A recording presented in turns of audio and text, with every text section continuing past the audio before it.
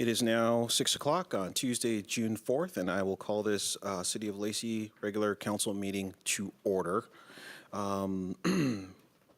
First, I just want to acknowledge that we do not have Mayor Ryder with us tonight. He has an excused absence. And so for all those who are able, please stand for the Pledge of Allegiance. I pledge allegiance to the flag of the United States of America and to the republic for which it stands, one nation, under God, indivisible, with liberty and justice for all.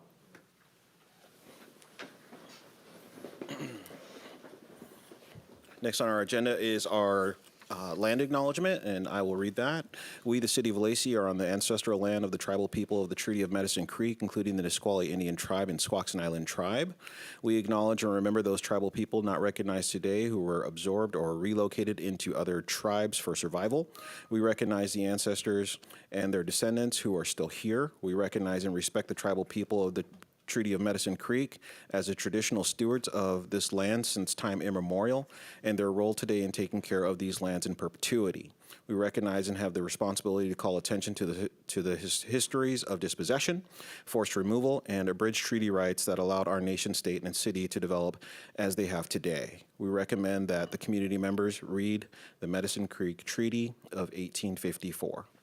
And with that, can I please get a motion for our agenda and consent agenda items? Yeah, I would move to approve the agenda and consent agenda as published. Second. It has been moved and seconded. Is there any discussion? Seeing none, all those in favor, please say aye. Aye. Are there any opposed? Seeing none, that motion passes unanimously. We have an agenda. The first item on our agenda is public recognitions, and tonight we are proud to recognize our 2023-2024 Lacey Youth Council. Please come forward. And presenting tonight will be Sadie Sigland, our management analyst. Thank you.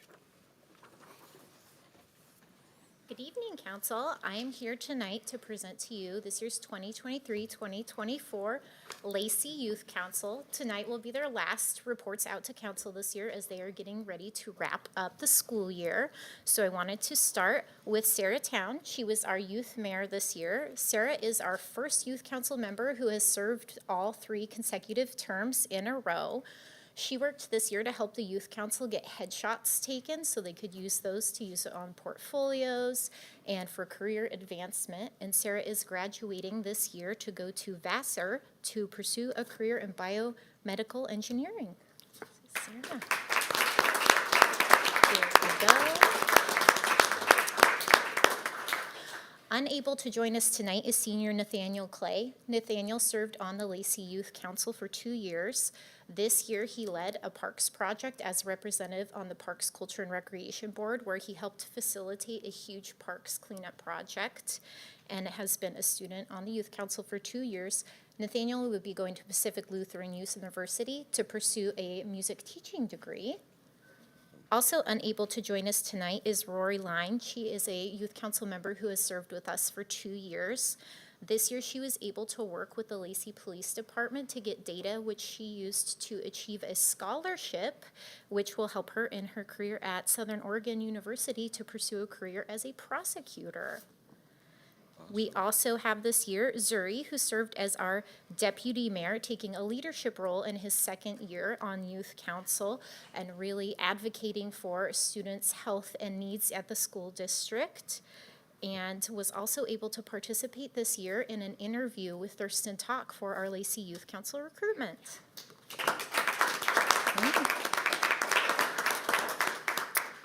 Next, we have Ileana, who served as our youth clerk this year. This was her first year on the Lacey Youth Council, and Ileana served as the only representative from Pope John Paul, which is a huge lift because she's reported to all of you every single time we've had reports to council. Thank you, Ileana. Thank you. We also this year had Sophie, who served as our youth representative to the library board. This is her first year serving on the Lacey Youth Council, and Sophie recently was able to help meet with South Puget Sound Community College's API group, who has recently decided to start trying to create a youth council, and she was able to meet with them and give them some feedback, both as an API member at her school and a youth council member, on her experience and recommendations for their new club. And we also have tonight Samuel. Samuel served as the Commission on Equity Youth Representative this year. This was his first year on the Lacey Youth Council as well, and Samuel really helped provide feedback on public comment policy changes and how those experiences are on the Youth Council, and also helping with the demographic survey this year that he recently did, and providing some ideas for improvements on that survey in the future. Thank you. And with that, I will let the Youth Council give their final reports for the year. Thank you, Ms. Siglin. Okay, hi. I'm so happy to be standing before you one final time to talk about, well, just how crazy everything's been. I looked back on my notes, and I haven't done a report to council since March, so we're going to try and speed run. 18 of our students competed at the FBLA State Conference, with one student coming back with first place and a team of 2 achieving second in their respective events. While they were away, the senior class also led the annual gala, which succeeded in raising funds to support students and school development for the next year and beyond. Our spring sports seasons also wrapped up, with a freshman winning 2 events and a junior also winning 1, all 3 titles breaking the school record, with many others making the podium and contributing to the team's overall scores during track and field state. Our fast pitch team went to districts, and baseball did the same for the first time in school history. Prom was a huge success, with everyone getting dressed up for a night in Old Hollywood. And with the school year coming to a close, we also held ASB elections for the whole school, and multiple student-led organizations also geared up for the next year, such as NHS, Writing Club, Baking Club, and more. Our school's choir and jazz band performed in the annual spring concert, highlighting many soloists and the skill of all of our students. On the seniors' last day of school, we also did our passing of the torch ceremony, where we go over the achievements of the graduating class and hand leadership over to the juniors, who are now rising seniors. The graduates celebrated our baccalaureate mass and graduated last Saturday. One of the school's favorite annual events, our International Day, was also celebrated recently. This is a day where everyone gets to wear cultural attire. We ended up praying in 6 different languages, and most importantly, eat a lot of really amazing food from around the globe. It is always a beautiful and joyful experience that we will never forget. And to link in back to Lacey a little bit, the back portion of the property is currently being used to work on the well, so there's a lot of big machines out there. That's been fun. And with that, we are studying for finals and finishing the year strong. Thank you, and I hope to see you again next year.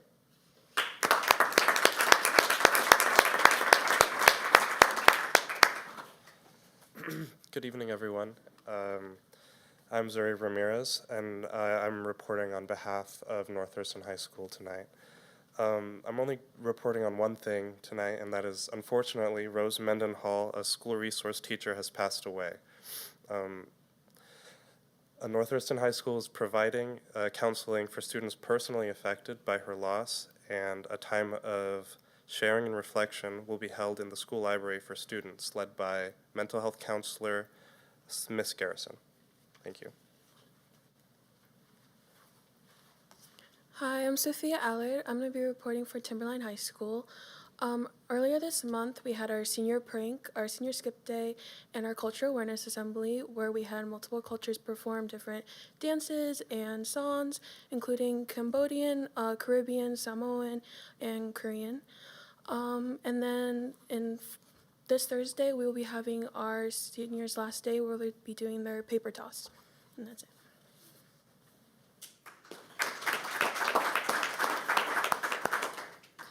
I'm Sarah Town, and I'm going to be presenting the Lacey Youth Council update.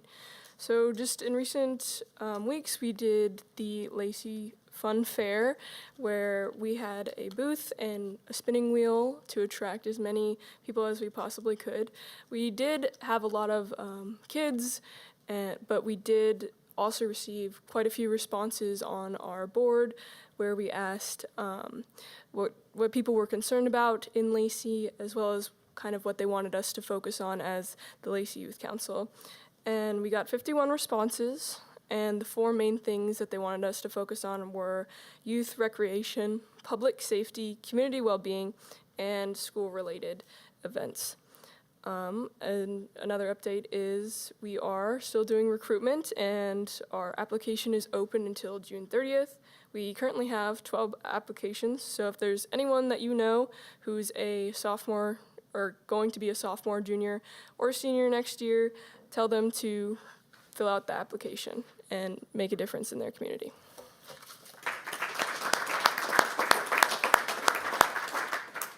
Hello, is this working right? Yeah. I'm Samuel Tatarian.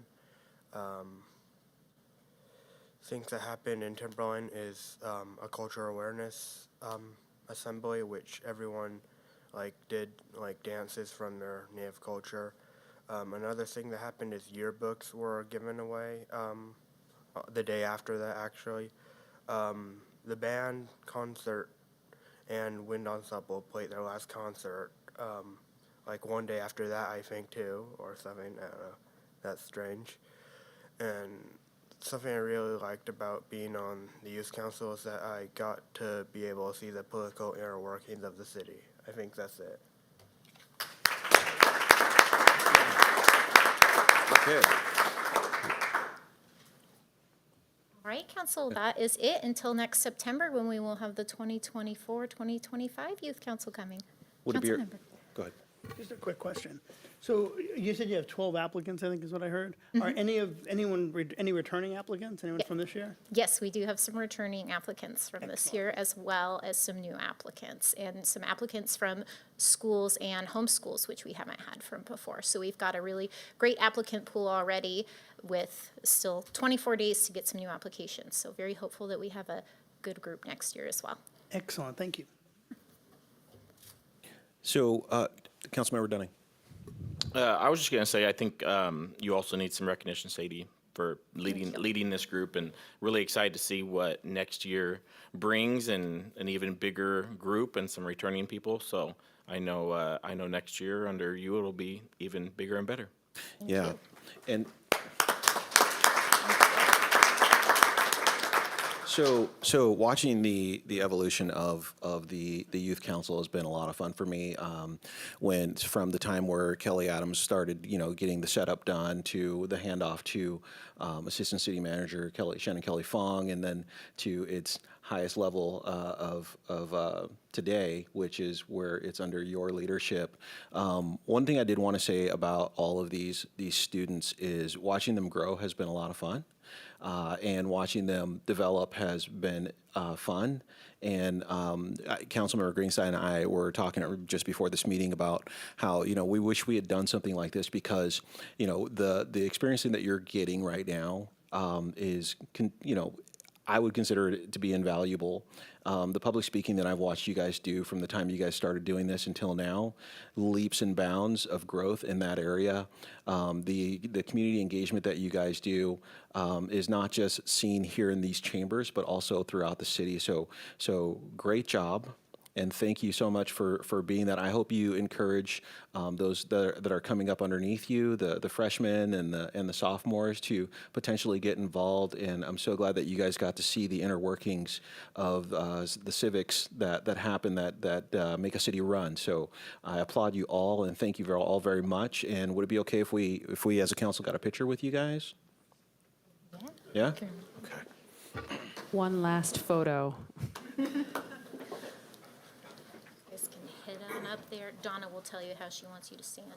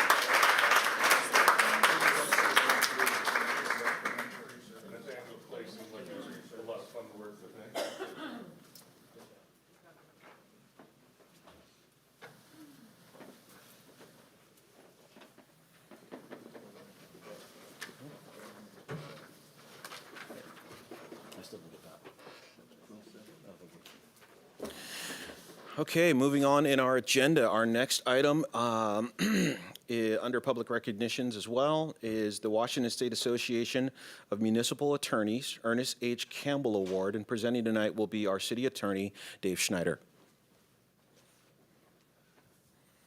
Thank you, Deputy Mayor, and good evening, council members. First off, let me just apologize for not being able to be there in person. Tonight of all nights, I certainly wish I could be. But nonetheless, I'm very happy to spend a few minutes recognizing longtime city attorney and prosecutor Joseph Maboda for his receipt of the Washington State Association of Municipal Attorneys Ernest H. Campbell Award. Now, the Ernest H. Campbell Award is WSAMA's Lifetime Achievement Award, and it's meant to recognize a significant contribution in the field of municipal law over a long period of time. This award was established to honor attorneys just like Joe who have demonstrated excellence in the practice of municipal law. Joe's done that throughout his 40 years of representing the city of Lacey. As most of you know, maybe not everybody, but Joe began working with the city in 1984 when he was hired by then city attorney Ken Alf. Joe's handled a multitude of legal matters for the city, but his focus has always been with prosecution. A conservative estimate would be that Joe's personally handled about 1,000 cases a year over his career, which amounts to nearly 40,000 matters that Joe's prosecuted. These prosecutions have had untold numbers of victims, family, and friends all impacted. And one of Joe's strengths always was the ability to look at the bigger picture, find the perfect balance between accountability, deterrence, rehabilitation. Joe ushered Lacey through multiple jails and court iterations as the city grew from when he started, a modest population of just a couple thousand to what we now know it to be the largest city in Thurston County. It's beyond question that Joe has been the single most influential person in municipal prosecution in Lacey's history. Joe's demonstrated excellence every day, from not only his practice of municipal law, but to the way in which he treats everybody, his coworkers, judges, officers, defendants, city staff. His efforts have left an indelible mark with the city of Lacey, not to mention the police department and Thurston County District Court. You know, this award is, like I said, it's for people like Joe, and he's going to be an excellent addition to the distinguished group of attorneys that have received this award. And I'll note that Joe's the second city of Lacey attorney to receive this award, Ken Alf being the first. And that makes Lacey the only city in the state to have two separate attorneys who have received this award. That's certainly something the city should be proud of, and certainly something Joe should be very proud of. So I didn't see him in the crowd. I'm only assuming he's there. So if I was there in person, I'd certainly hope Joe would walk up and say a few words.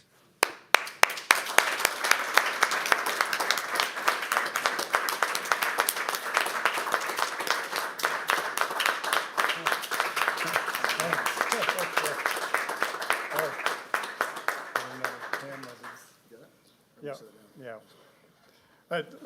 Thanks, Dave. I just want to say just a couple things as I kind of reflect on this. This is really a kind of an award, I think, for this whole city to kind of embrace. Like Dave indicated, that this isn't given out very often, and the city's happens to have two of these at this point. And I certainly want to, as I reflect on 38 plus 40, whatever I'm at, years, it begins in this room, and it really begins just for all the councils, all your predecessors that have given support, certainly, to the city attorney's office that we've had over the years. That it comes from the direction that you give us. The other is the city administration, from the city manager's office, police department. I certainly worked with finance and animal resources or services over the years, but they need to kind of embrace this too. And certainly the police department, it just needs to be shared with the police department.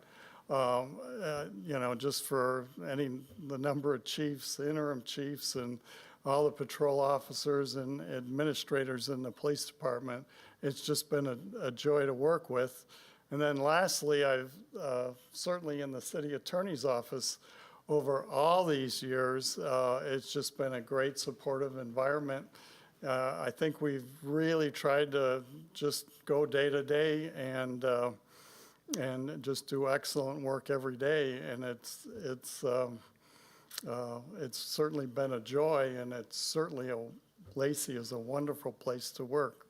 So thank you all.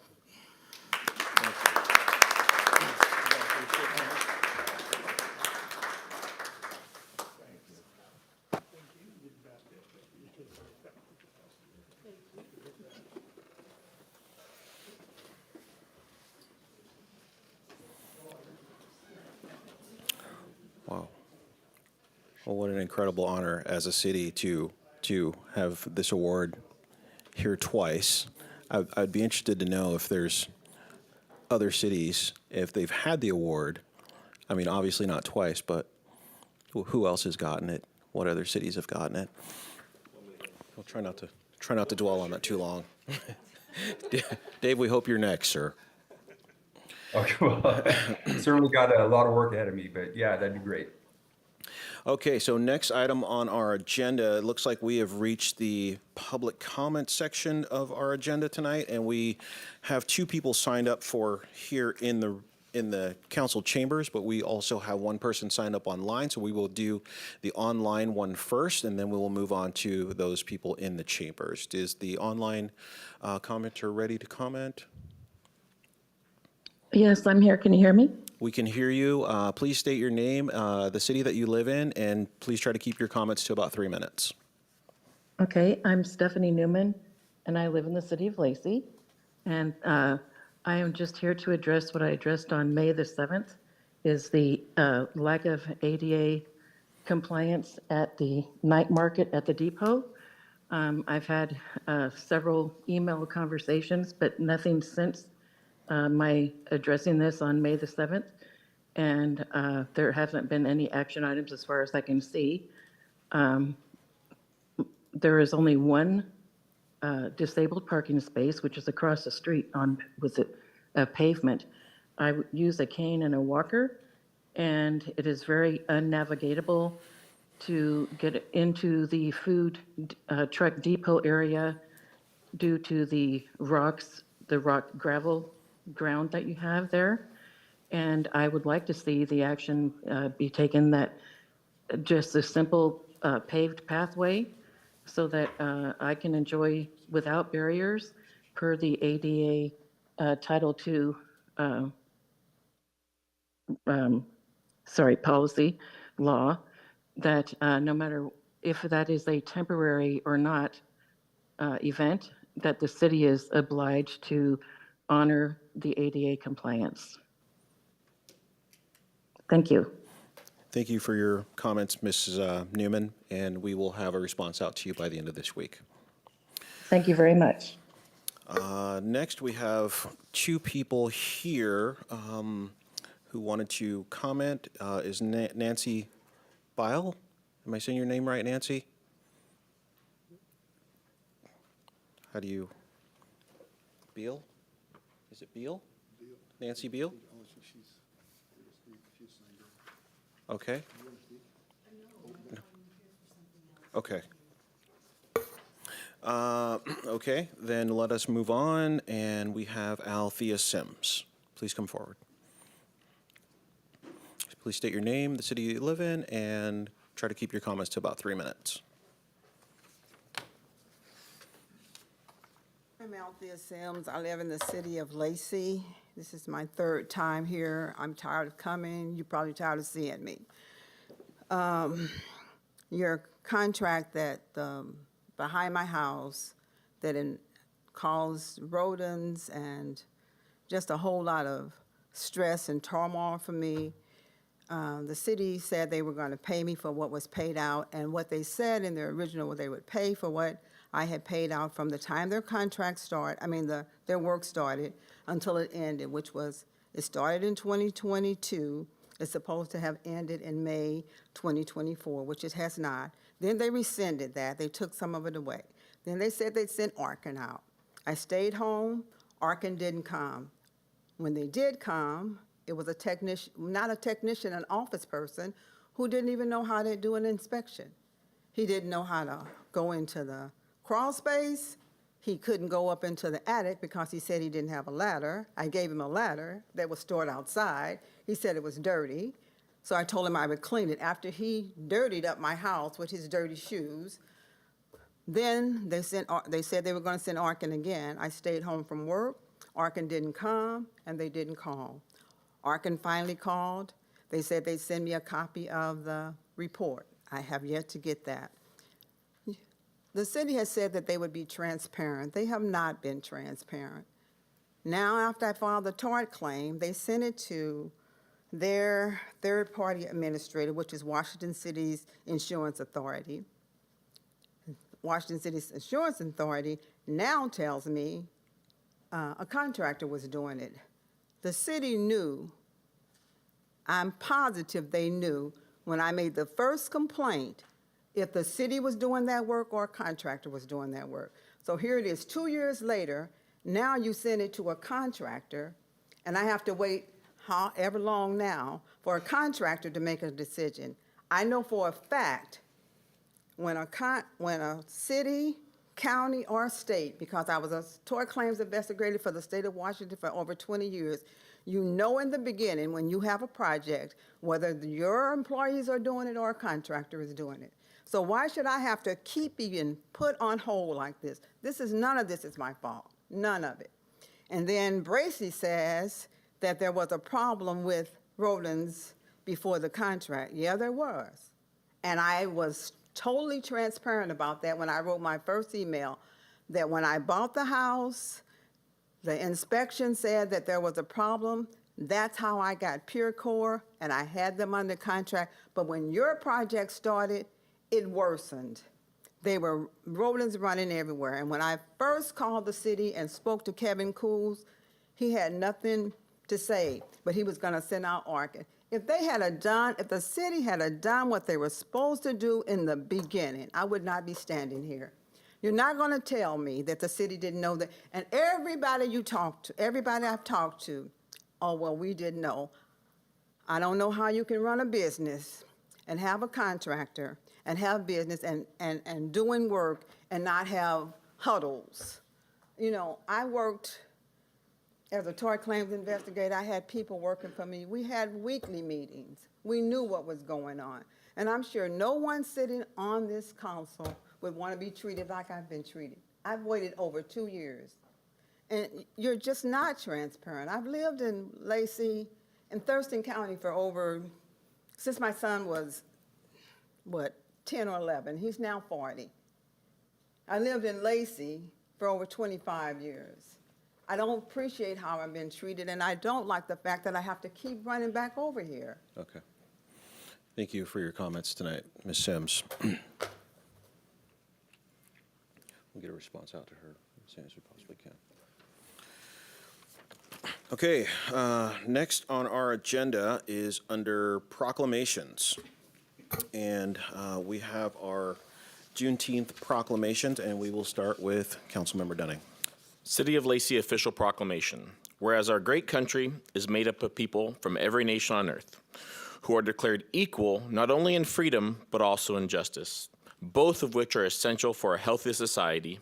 And whereas Black and African American people were bought and sold as slave labor for 250 years in North America and then the United States of America, and suffered unspeakable acts of violence and oppression, leaving a catastrophic and unrelenting legacy of trauma for generations of African Americans. And The next one, too.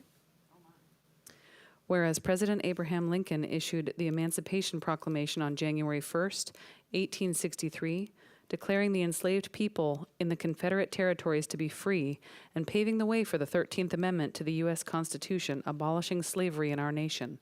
And whereas on June 19th, 1865, Union soldiers led by Major General Gordon Granger arrived in Galveston, Texas to enforce the Emancipation Proclamation signed by President Lincoln over 2.5 years prior and freed all remaining enslaved people in the state of Texas. And whereas formerly enslaved Texans began the celebration of Juneteenth in 1866, the community events such as parades, cookouts, prayer gatherings, musical performances, and historical cultural readings, and as freed families immigrated from Texas to other parts of the United States, they carry the Juneteenth celebration with them. The Juneteenth is now a worldwide celebration which commemorates the end of slavery in the United States. And whereas Juneteenth, also known as Freedom Day, Jubilee Day, Liberation Day, and Emancipation Day, is a day of profound significance celebrating the emancipation of slavery, and a day that reminds us of our incredible capacity to heal, hope, and emerge from our darkest moments with purpose, resolve, and unity. And whereas members of the Fred U. Harris Lodge number 70 of Prince Hall Masons have hosted an annual community-wide barbecue in celebration of Juneteenth for the last 42 years, drawing over 1,000 attendees from around the greater Thurston County area, the Pacific Northwest, and Canada, and the Lodge has invited the City of Lacey and other jurisdictions to join in the celebration on Juneteenth on Saturday, June 15th, from 11:30 a.m. to 4 p.m. at the Regional Athletic Complex in Lacey. And now, therefore, I, Malcolm Miller, Deputy Mayor, City of Lacey, on behalf of the Lacey City Council, do hereby recognize and commemorate June 19th, 2024 as Juneteenth Day in the City of Lacey, and encourage all residents, businesses, and community groups to explore this important celebration of American culture, history, and pride. Signed by myself, Deputy Mayor Malcolm Miller. And today, receiving this proclamation, we have two members of the Fred U. Harris Lodge. We have Daniel Bonner and Melvin Butler.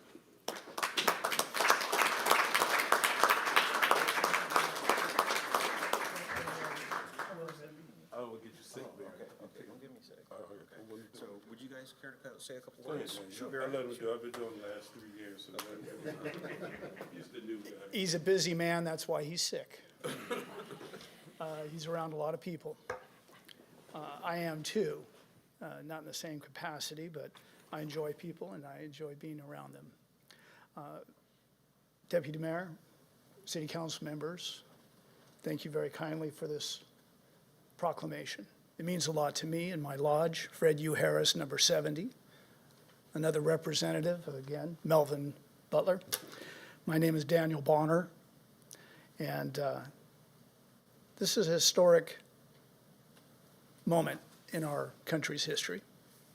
A great president, Abraham Lincoln, made this proclamation possible. And it was not followed immediately, but in a couple years, it finally got around to it. But the people who were freed never forgot it. And today, they continue to celebrate that day, and we call it Juneteenth. And I proudly am a member of Fred U. Harris Lodge number 70. So in that vein, I humbly and gratefully accept this proclamation. I believe it will add fuel to what we do, and that is community service. We will continue to do this for years to come, as we have for so many years in the past.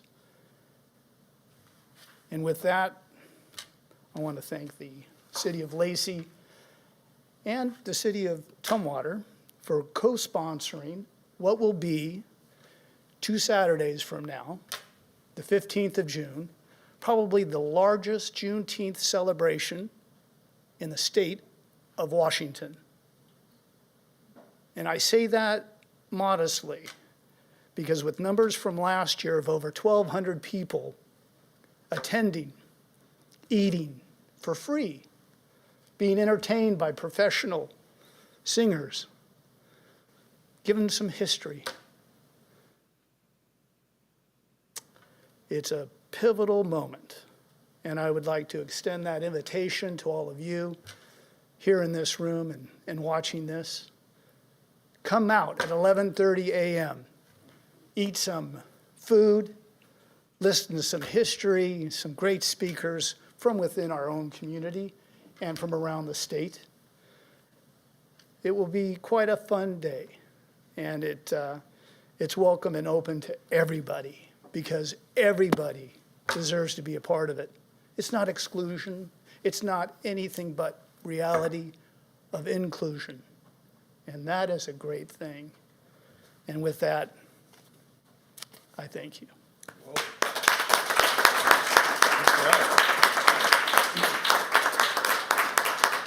After that speech, I only can say thank you. He's getting ready to take my job over now. Good job. Thank everybody. I can't shake no hands, but thank you. Appreciate that.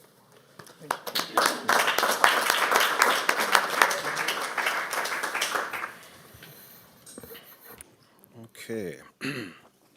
Well, thank you, Fred U. Harris Lodge, and I think a lot of our council looks forward to coming out and to your event 2 Saturdays from now. I know I've been there for the last 3 years in a row. Next on our agenda, let's see, are we resolutions. Our first resolution tonight is for our Parks Improvement Funding Work Group. And I think we have, is it Jen Burbidge presenting tonight? Yep, thank Hi, you. Jen. Yeah, well, good evening, Deputy Mayor and members of the council. Tonight, there is a recommendation before you, which is to approve Resolution 1148 to establish a Parks Improvement Funding Work Group. And I wanted to provide just a little bit of background before I show a few slides here. So you'll recall at your April 23rd work session, the agenda item was Parks Funding Strategy, and it was all about staff helping council understand current financial limitations and maintenance needs, and staff looking for direction for parks in meeting that public needs and potential development and potential sustainable financial support moving forward. And council had given the direction for staff to proceed to pursue formation of an ad hoc work group at that time. And then we fast forward to last Tuesday at your May 28 work session.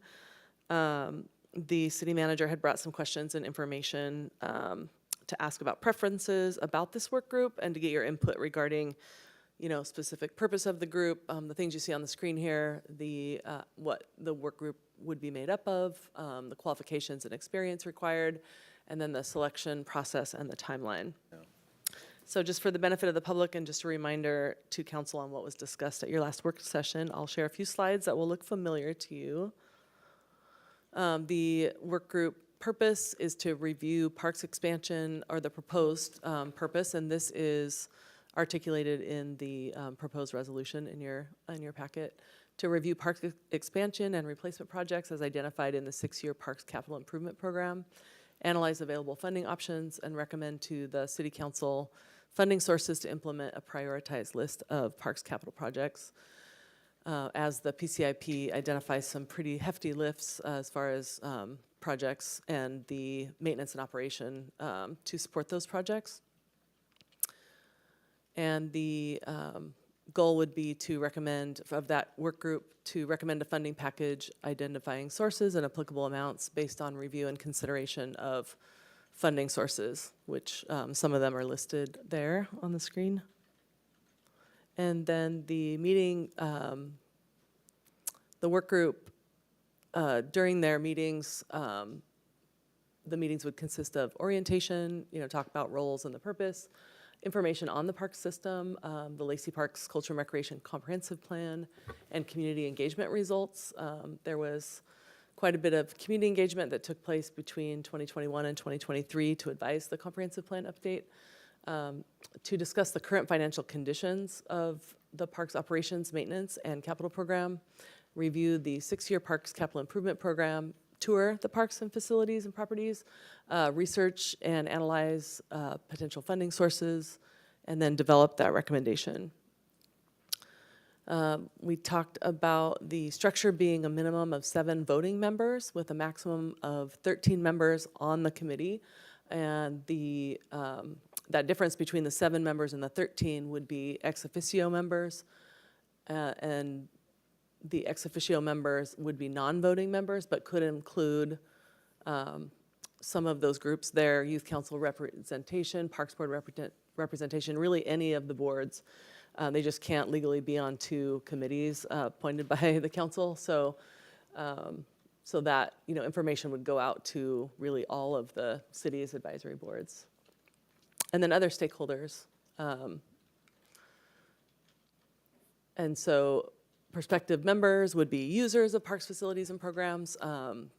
Would be ideal to have demographically diverse representation, all the way from young families to retirees and participants in recreational activities, so leagues, passive users, sports, events, et cetera. It would be nice to have representation from all over Lacey and the UGA. Groups like North Thurston Public Schools, our significant partners, could be represented. And then also the non-users of parks, facilities, and programs who are City of Lacey residents. And so the selection process, what staff is recommending is a 3-member council committee to make recommendations to the full council for this group.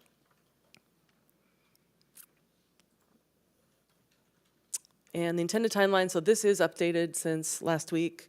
Tonight could be the approval of that resolution. And then tomorrow, advertising and beginning recruitment pending the council action. And I know that tomorrow is very soon, but Parks and Public Affairs staff have put their heads together and put together draft materials. And very similar to the recent Human Services Ad Hoc work group. And so materials are all ready to go out should council decide to take action.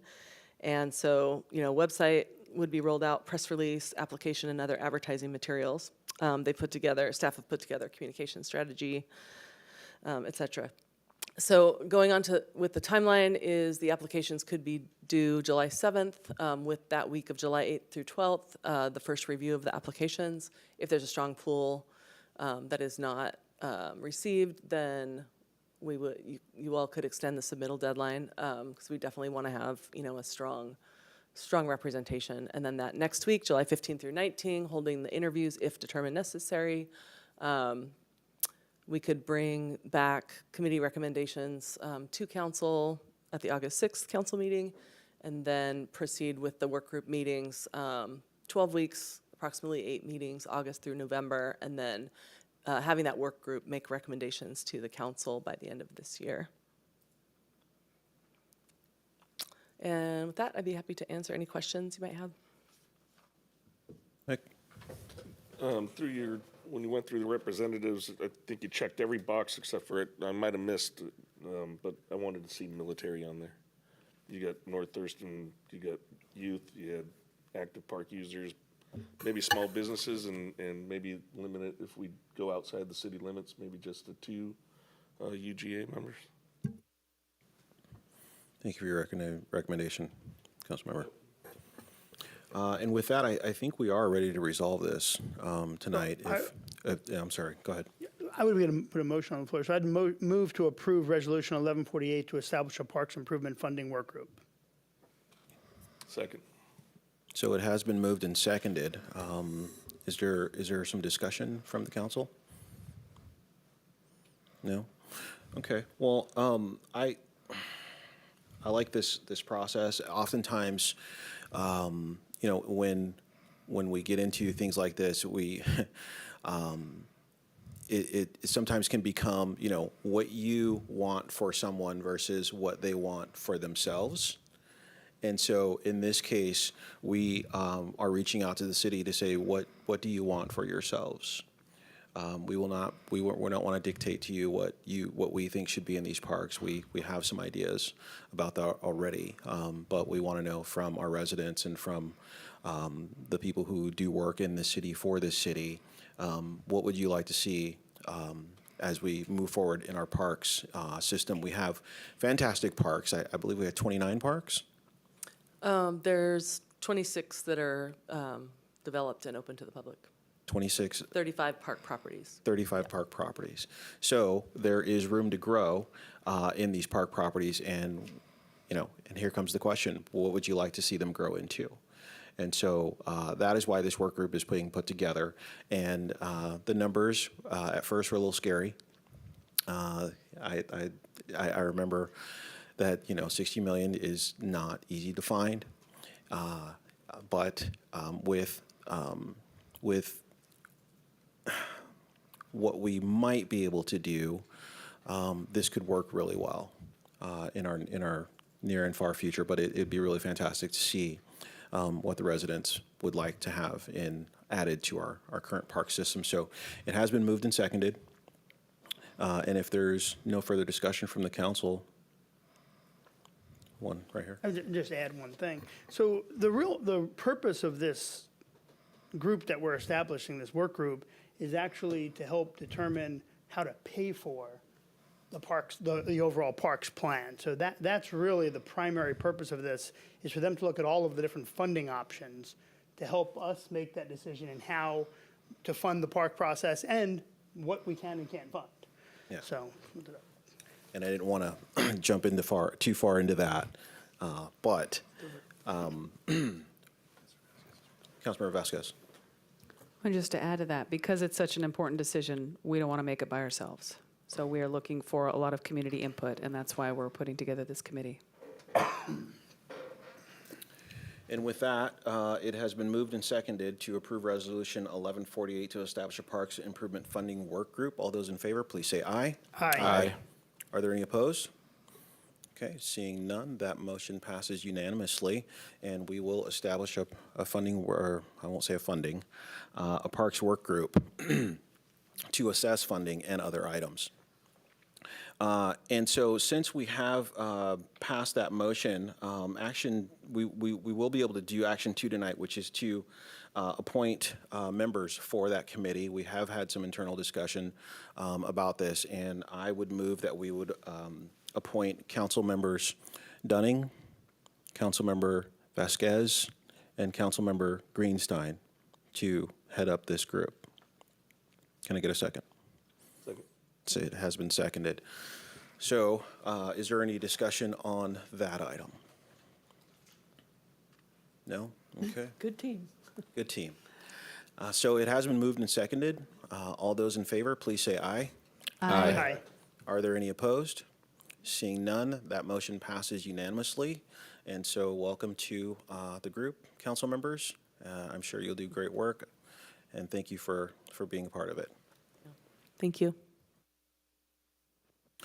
Next item on our agenda is another resolution, and this time it is our investment policy amendment being presented by our finance director, Troy Wu.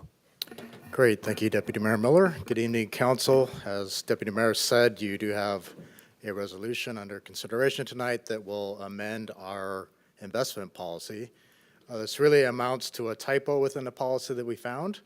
The current policy makes reference to the Washington State Finance Director, which of course does not exist.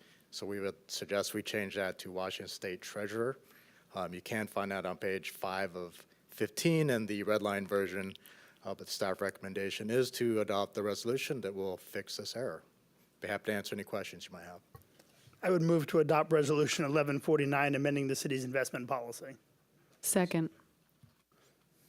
It has been moved and seconded. Is there any discussion? Okay. I'll skip it. Seeing none, all those in favor, please say aye. Aye. Are there any opposed? Seeing none, that motion passes unanimously. Thank you, Troy. Next on our agenda tonight, under ordinances, we have Ordinance 1660, Cuyo Park North Annexation, and presenting tonight will be our Planning Manager, Ryan Andrews. Good evening, Council. So tonight you have in front of you an ordinance to consider the annexation of the remaining unincorporated portions of Cuyo Park into the Lacey municipal limits. Hopefully there's a slide that will come up here shortly that'll give you some proximity to where the annexation is occurring. As a way of background, in 2011, the city of Lacey purchased approximately 420 acres that is now known as the Cuyo Park. The property was at the time located in both the unincorporated portion of the Lacey urban growth area and outside of our urban growth area in an area that it was designated as rural Thurston County. In 2017, the portion located within the urban growth area was annexed into the city limits, and the remaining portion continued to be within the rural unincorporated Thurston County, as the Growth Management Act does not allow for annexation of any property outside of urban growth areas, even if it's owned by a city. In December of 2023, at the request of the City of Lacey, the Thurston County Board of Commissioners approved adding the remaining rural portion of Cuyo Park into the Lacey urban growth area, which then sets the next step in motion, which is annexation, so that the city can serve the property with urban services and provide the opportunity for the entirety of the city-owned park to be within the city's jurisdiction. So there is the map on the screen there. The property itself is about 209 acres and stretches from our current city limits boundary just east of Carpenter Road over to kind of the west, basically around Pleasant Glade, just north of the existing Pleasant Glade Park and at the terminus of Pleasant Glade Road. So RCW 35A 14300 allows for the city council by a majority vote to annex territory outside of the city limits for any municipal purpose when the property is owned by the city, and that's the purpose of the ordinance in front of you tonight. Since this property is contiguous to our existing city limits, there is no review by the Thurston County Boundary Review Board, so upon annexation, that is final. With the pending development of Phase 1A of Cuyo Park, annexation eliminates the need to obtain development permits in two jurisdictions. It also ensures that when calls for police service are made in Cuyo Park, that it is consolidated to the Lacey Police Department for the entire park area. Currently, the response is divided between Thurston County Sheriffs and the Lacey Police Department.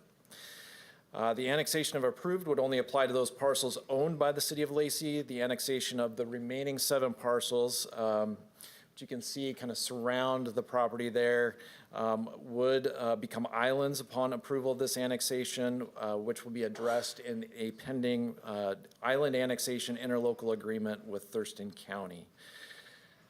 With that, I just wanted to make mention that in the in the ordinance itself, there is one, I'll call it a Scrivener's error. It's not necessarily a part of the ordinance itself. It's at the very end of the ordinance. It says passed by the City Council of the City of Lacey, Washington, and then it says day of August 2024. We're actually in June. I don't know if that materially changes the ordinance or not, but you just may want to recognize that amendment in your motion. So with that, I'd be happy to answer any questions you might have. Can we get a motion on this, please? So the process for incorporating or annexing the remaining lots that are islands now, or they will become islands, what's the timeline on that? Yeah, so we are in current negotiations with Thurston County staff on development of the interlocal agreement, and we have scheduled the interlocal agreement to be briefed, for the council to be briefed on that, the second work session in July, which I think is July 23rd, give or take. So the second work session in July, that will be coming forward to the council. From there, there's a number of other procedural steps that will need to happen, including holding a joint public hearing with the Thurston County Board of Commissioners and some other things, but at least that will kind of set the stage. We'll brief the council at that point on those additional steps that we need to take at that point. I would move to approve ordinance number 1660 to annex the remaining unincorporated portions of Cuyo Park into the Lacey municipal limits. I'll second. It has been moved and seconded. Is there any discussion? Councilmember Greenstein. I mean, just one comment. I think this is pretty much a no-brainer for me. I mean, this is, in the future, I believe this park will become probably, right up there with the RAC as far as being jewels in this system. So to not have the entire park within our city limits just doesn't make sense to me. So this is a pretty easy decision. Councilmember Vasquez.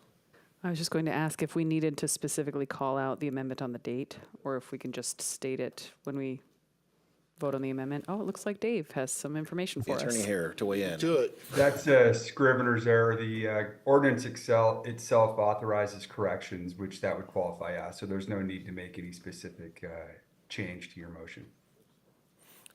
And so, Councilmember Stedman. One related, piggybacking off the previous thing, the landowner to the northeast, I know him, and are you guys in communication and possibly annex, any discussions of that? Because I No. know he wants to keep it rural, natural as possible. So just by way of some background, the ability to expand the urban growth area for purposes that are not public, kind of like for this reason, it was done for a public park, right? So it has a public benefit, is extremely difficult. And so especially when you're adding developable property, chances are you need to maybe take it away in some other area of the urban growth area, or else you have to prove that we're out of property in the urban growth area to be able to expand over the next 20-year horizon.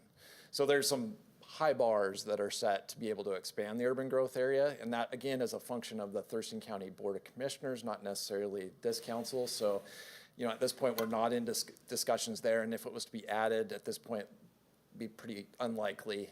There would be some high bars for them to be able to meet to be able to add that to the UGA. So my question got taken by Councilmember Vasquez about the islands and the timeline for the islands. And did you say that we could expect to see those things clear up by the end of the year? Yeah, I would anticipate that that would be taken care of by the end of this year. Yeah. Okay, thank you. Is there any other comment from the council? It's okay, seeing none. It has been moved and seconded to approve ordinance 1660 to annex the remaining unincorporated portions of Coolio Park into the Lacey municipal limits. All those in favor, please say aye. Aye. And any opposed? Seeing none, that motion passes unanimously. Thank you very much. Thank you. I'm excited to see this happen. I think we've kind of been waiting a while for this one. Jen, does that add to our 26, or does that keep us at 26? It's not open yet, so it's still 26. Okay. Yeah, So, but I will say this will help with the permitting process for development of the park. excellent. Thank you. Okay, moving on. The next item on our agenda is another ordinance, 1661. This one deals with eminent domain, and we will have our city attorney, Dave Schneider, presenting tonight. Thank you, Mr. Deputy Mayor. Good evening again. So yeah, this agenda item relates to Well 7 replacement project and a potential eminent domain action. Now, eminent domain is a legal process to acquire property that is necessary for a public use. It can only be used to acquire property if it's necessary, and again, it can only be used to acquire property for a public purpose. So I'm going to hand it off. Ed Andrews should be there approaching the podium right about now, and he's going to provide information specific to Well 7 and why it is in fact necessary for the city to replace the well. Then I'm going to come back and follow up with a recap of steps taken thus far and possible next steps, and of course be available to answer any questions. So we're having technical difficulty on the slideshow, so listen very carefully to Ed and visualize everything he says. If I can chime in, can I share my screen? Yes, you can.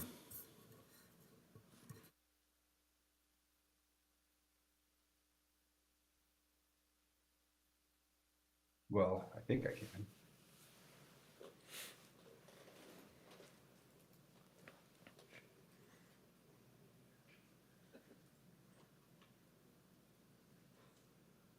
You got that? Yep.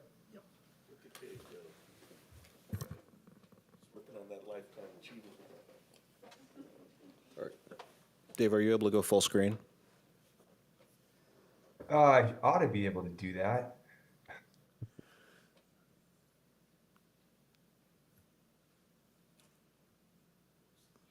Down on the bottom right, there's a little button that looks like a projector that will put it in presentation mode. There. Yeah. Thank you, whoever that was.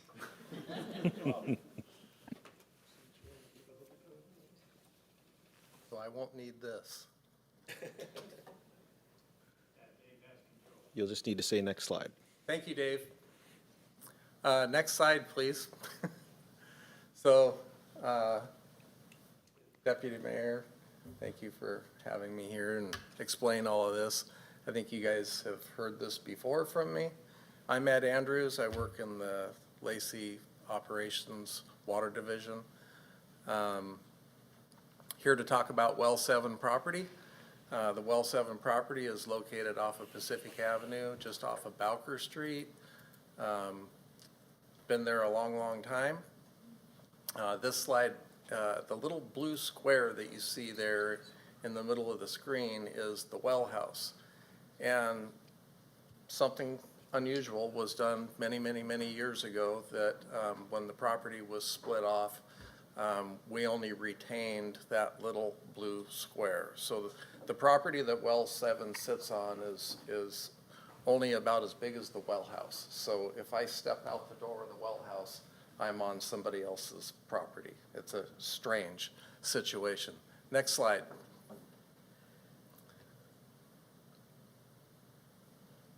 So Well 7, this slide pretty much says it all tonight. This is our #1 source. We run the heck out of this well. We produce about 3 billion gallons of water a year. This well does just about 500 million. We run this well a lot because it is a large well, it's a good producer, and where it's geographically located within the pressure zone in the city is very important to us. It's a big producer of water, and we really depend on this. Next. So we started to see some specific capacity loss in Well 7 a number of years ago. We've been kind of tracking it. We did a rehabilitation of the well. Rehabilitation is where we hire a well drilling contractor to come in and use various methods to try to get back the specific capacity of the well. Specific capacity is defined as gallons per minute per foot of drawdown in the well. When the well is declining, the water level is drawing down farther as the pump turns on. The water can't come in as fast as it needs to satisfy the pump, and our gallons per minute starts dropping off. So we knew we were starting to have issues with this well. We had a contractor come in. You can see where we attempted to do some rehabilitation. It kind of lasted a little bit, and then it started dropping off again immediately. That was only 4 years ago. We currently have a contractor over there right now doing well rehabilitation again. We're desperate, trying to save this well. We don't want it to decline. This well was built in 1976, so it's 48 years old. So next. So the withdrawal area for the well is defined by the section map that we all use for everything, properties, locations, and everything. This is what is called a quarter section. And this blue square here is the withdrawal area that is allowed for this water right for this well. And so this is just to give you an idea of we can't move very far to relocate this well. The #1 concern here is that upon recommendation from the hydrogeologist that's been working on this well is that we need to not move very far. When I say not very far, I mean like from here to that door. This has the highest confidence of encountering the same amount of water in the aquifer. You start straying away and the confidence level goes down as far as getting the same amount of water. Question for you. Yes. Is this part of normal life cycle for a well? I mean, do they have a timeline like that? I mean, That's this was built in '76, and is it Yeah. normal that it's deteriorating, or? Yes and no. That really is dependent on how deep it is, what the soils are, where it's located, how it was designed, was it built properly? I run out of fingers answering all of those variables that goes into that. Some wells can last a long, long time. Some don't last very long at all. David, next. So we beat this up pretty good. We knew that this was a big deal, requesting to replace this well. We looked at some alternatives. This was an alternative we looked at of purchasing the property that you see in red to expand the area around the well. The green circle with the target in the middle would be, the green circle represents the 100-foot protection radius around the well that we would need. And the middle circle is just the approximate location of where we could theoretically drill a well. This option requires dealing with a number of property owners. Very complicated.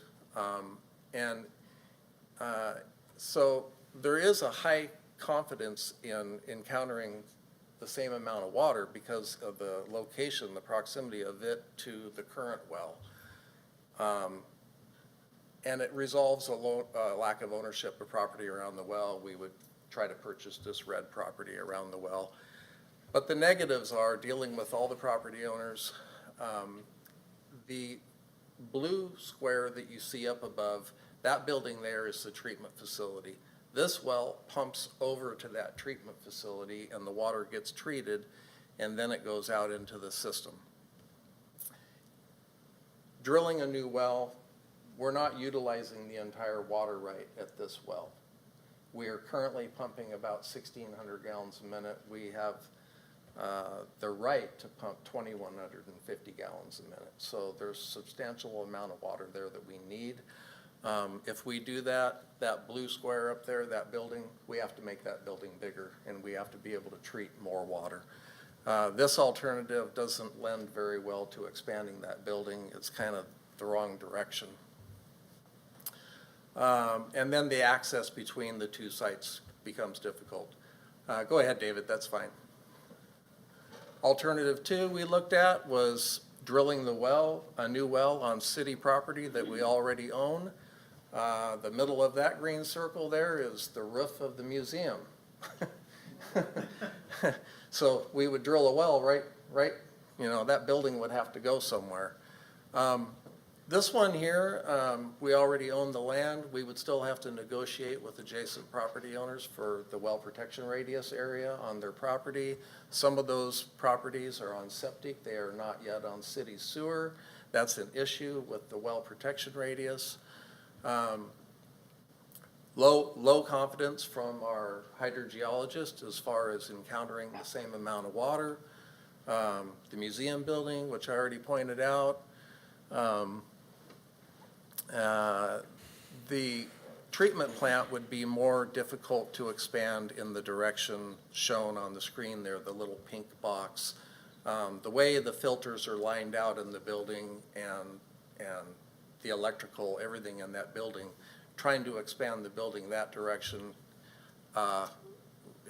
would be very cost prohibitive. We might as well just tear it down and start over. And then with this alternative, there really isn't any room for a future well. Maybe 50 years from now, there'll be another guy up here named Ed saying, we need property, we got to drill another hole, right?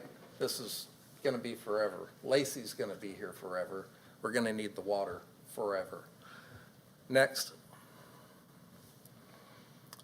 This is where we settled out. That makes the most sense. This is the preferred alternative. This is pretty much what we have to do, is drill a well close to the existing well, have the property in light blue there so that we could get between ATEC and the new well easily. Owning the property in light blue allows us to extend the building south to make the building longer and add more filters.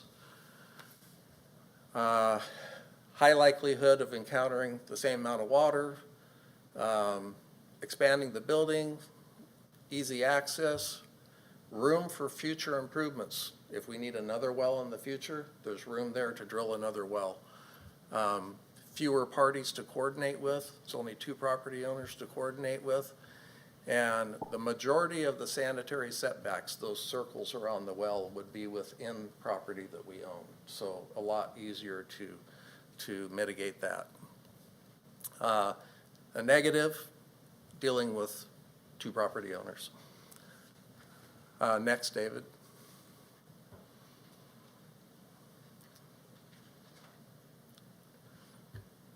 That was it. Okay. I'm done. Thanks, David. So Ed, Yes. thank you very much for providing that info, and I'm sure council's going to want you to stay right where you are. Please do. Oh, To fine, answer I can potential stand. questions. So, And go ahead. so as you can see, city staff analyzed several different alternatives for the location of this new well. The selected location is recommended for several reasons that Ed just went over. And so what we did was we went out and contacted the property owners of the two parcels, and we've made offers to acquire the necessary property rights from them. The procedure that we've followed so far is the procedure that's dictated not only by city ordinance, but state law. And I want to point out the negotiations, we're not here because it's been contentious. It hasn't been. Rather, the negotiations have been quite cordial. Every communication I've had with both the property owners has been very friendly, and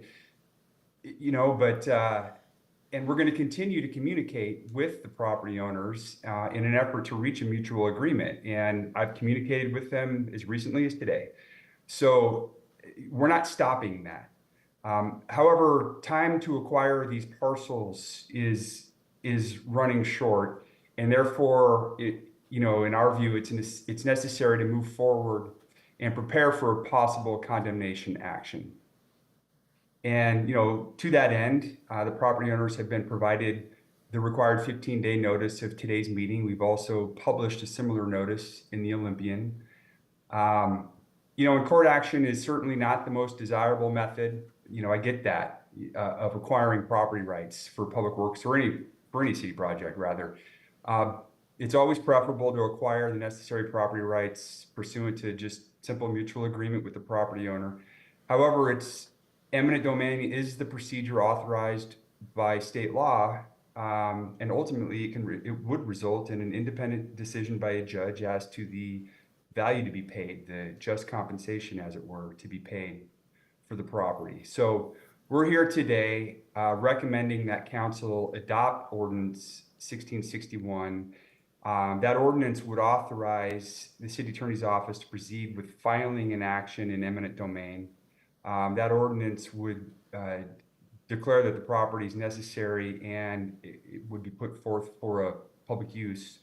Also that the design and construction of the Well 7 replacement project can proceed in an orderly fashion. So I'd be happy to, of course, answer any questions. And if you want, I can try to share my screen again also to. I would make a motion to adopt ordinance 1661 authorizing the use of eminent domain to acquire property rights for the Well 7 replacement project. Second. It has been moved and seconded. Let's get into some discussion. Councilmember Greenstein, you can go first. So, question, has an appraisal been done on these properties? Correct. And then we've Yes, offered at least that appraised amount at this point? Yes, Okay. that's exactly what we have offered. Councilmember Stedman. When you're talking eminent domain, it's never easy or comfortable conversation. You're talking about, taking someone's property basically, and compensating them for the value today. But, just like the roundabout at College and 22nd, I was a huge supporter of taking those additional properties because we had to make shorter sidewalks. We had to make tighter lanes, bike lanes, and all the stuff that goes with it, all the infrastructure and all that. So now the next phase for College Street, you can't match that because then you'll have a bottleneck. When it makes sense and it's for the greater good and everybody benefits, that's when it makes sense. And it's never easy even when it makes sense. Mm-hmm. But, I just feel that when it's time to do something, you'd have to do it right, especially when you're talking about the future long-term growth of, we'll never have another Well 7. And this protects our interests, everybody's interests for the next 50 years and for the history of the city. So you have to do the right thing even when it's not easy. Councilmember Cox. A question for Dave. It's a little hard to tell from the slides. What existing structures would be affected by this? looks like there's a big patch of open field, but then it looks like. So I'll see if I can share my screen again. While Dave's looking for a screen, on the Firehouse Partners property, there's the old fire tower, and then there's an old structure at the rear of that property. On the property immediately to the east, there are no structures. Okay. So I'm assuming this is visible to council? It is. Okay, yeah. So as Scott indicated, this parcel here, the light blue, there's no improvements on that portion. And on this, there's an improvement up here, and then there's an improvement here. This is the firehouse, the tower that Scott was talking about. And this is a storage shed, garage type unit. It's not a residence or an active business. Thank you. So I appreciate all the work that staff has done on this and presenting us a couple different options to look at and showing us, what they've gone through to make this happen. What I haven't seen is the correspondence between the city and the owners, nor have I seen an appraisal for this property, for comparables and these types of different things that would lead to a value. So I didn't want to rush into this because I think we've only seen it on a work session briefly. But I hesitate for support because I haven't seen the evidence as of yet, and I'm very leery of taking, a parcel from somebody, even if we are giving them fair market value, when I've actually never heard from this person. I know that if we give this a chance, maybe it can work out with the property owners. But from what I understand, maybe they're not always as responsive or communicative as we would like them to be. However, I'm hesitant to do something that is irreversible without hearing from these people. I'd love to just talk to them or see the correspondence, see the appraisal, so that I can see the evidence with my own eyes before going down this path. Councilmember Greenstein. If I could, Go ahead, Dave. I'm sorry, I don't mean to interrupt. No, go ahead. If I could comment, Please. Deputy Mayor. I'll remind council the action that you were considering tonight is not what the value of the property is. It's not whether the property owners and the city have had good constructive negotiations. I mean, the consideration council's taking this evening, if council does in fact pass this ordinance, is making a determination that this particular property is necessary for a public use and authorizing my office to proceed with an eminent domain action. That doesn't mean that an eminent domain action would be automatically initiated, and it wouldn't be. I'm not saying it never would be, but it's not. Council's action is just giving my office the authority to start it. And as I indicated, negotiations would continue, and perhaps they'd be accelerated. I wouldn't know that. I can only ensure council that all of the requirements of the law have been followed, and the fact that we have an appraisal, we're bound by that, to limit our offer to that amount until there's additional information that can be considered in increasing that offer. And I would also say that the appraisals at this point are a little bit dated. I mean, they were done about a year ago, so any offer that we made or any determination of just compensation that would be made by a court would be made at the time of acquisition, which is yet to occur. So it could be time of trial, it could be time as agreed upon by the parties. It certainly would be today or forward. It wouldn't be a date behind us. So I don't know if that's helpful, but I just need to emphasize that the action is a determination that the property's necessary and for public use, And the action tonight is not about the value of the property.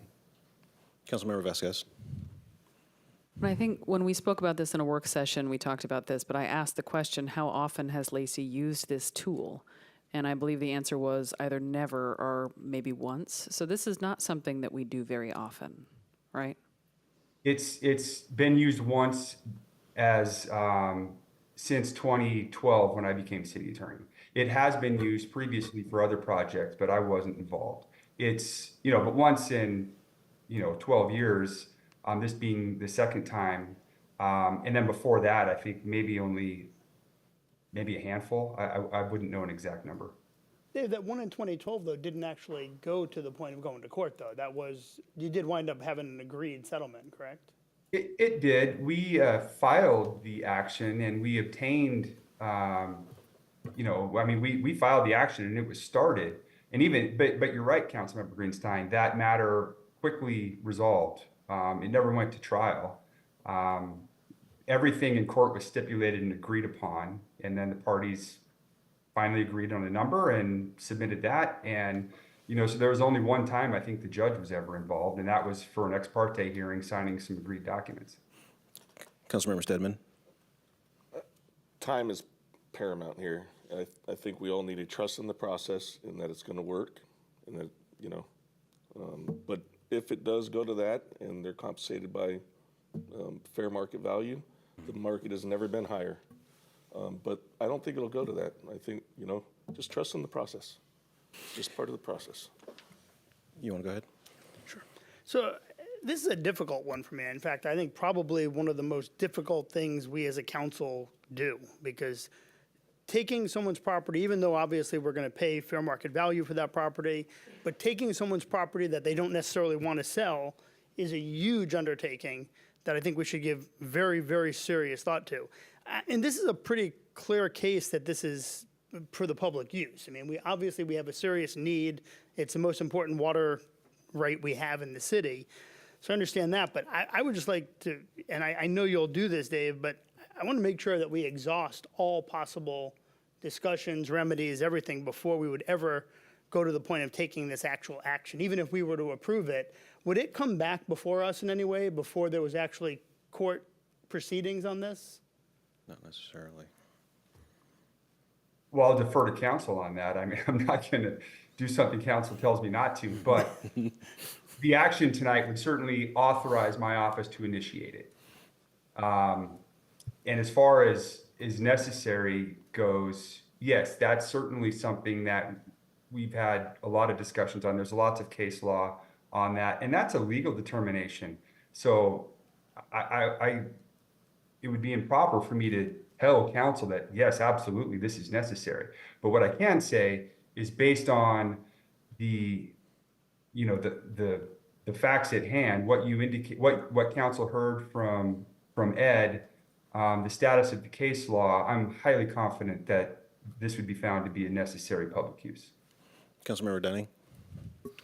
My thought process with this is that even just taking this action, I don't think us as a city wants to actually see it go all the way down that line. And I think that if it actually did go all the way down to doing this, that the parties involved never really wanted to negotiate in good faith in the first place. And seeing as that it is very clear that this is such a important project, I don't see where us not reaching an agreement before it ever gets to there isn't something that is accomplished. So, but again, I don't think we can wait to just keep punting this down the road to get there. Gotcha. Councilmember Vasquez. I don't think we can have him up during this time. Okay, so I know this is a very serious and I know we would want to exhaust all possibilities before we, just kind of took this all the way down the road. My level of discomfort with it is that I have not heard from or seen correspondence between the property owner and the city, nor have I seen this estimation of value or in my mind, I have yet to give these people a chance to come and speak to this council. Apparently there's two property owners, and I've never spoken to either one of them. And so I would, while I can't be in favor of this right now, I would love to see it come up on a work session, and maybe we can invite these people. But I can't find favor with this in its current form right now. But I do understand that it is something that we absolutely need. We need it. We've got to have it. One of the questions that I actually had for you, Ed, while you were doing your presentation was, if this well is, from what I understand, a little over 400 feet deep. Yep. 487 was the number, if I remember. So if you go 20 feet to the north by northeast and you drill 487 feet down, is that not? How is that a different aquifer? I didn't understand that part. No, the hydrogeologist would like us to stay within 50 to 75 feet.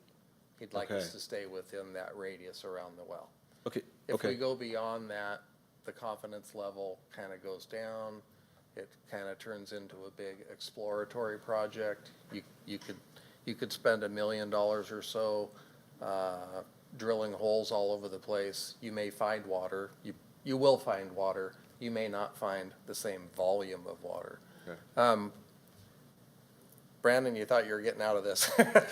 So our utility engineer is here, Brandon McAllister, and he's all over this. Brandon and I had a discussion this morning about this at length, and these alternatives in the slides, without a doubt, this preferred alternative is the most efficient use of the funds to get the project completed.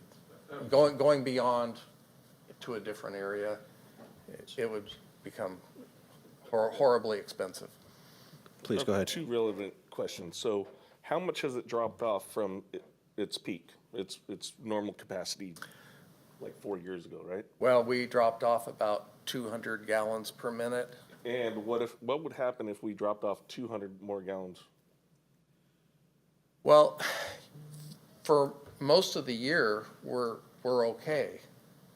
But in the summertime in Lacey, everybody turns their sprinklers on and our production triples. And so in June, July, August, and September, we could find ourselves in a crunch. In a crunch meaning water rationing or people having to shut off their irrigations? Or, yeah, right? we come to work in the morning and he's chewing his fingernails off because we're not sure if the reservoirs are gonna fill back up by the end of the day. Okay. And then those water rates go up higher cost-wise too, when you go into those different stages of emergency. I think we had a comment over here for Scott.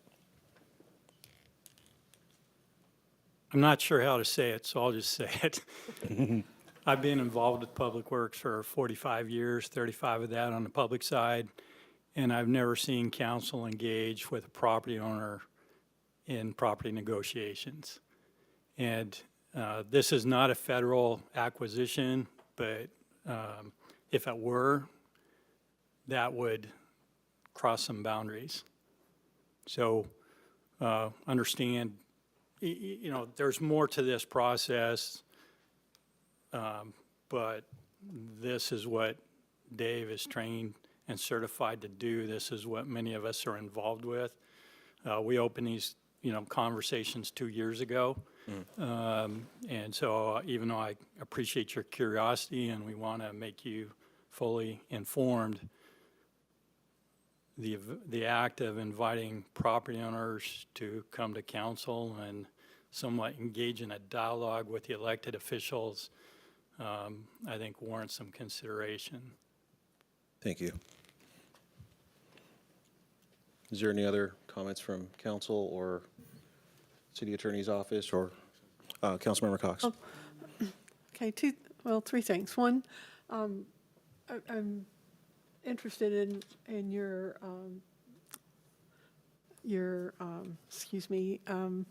proposal that maybe we take another work session to talk this through just a little bit more. I hear your discomfort. I understand the speed that is needed to get another well in production.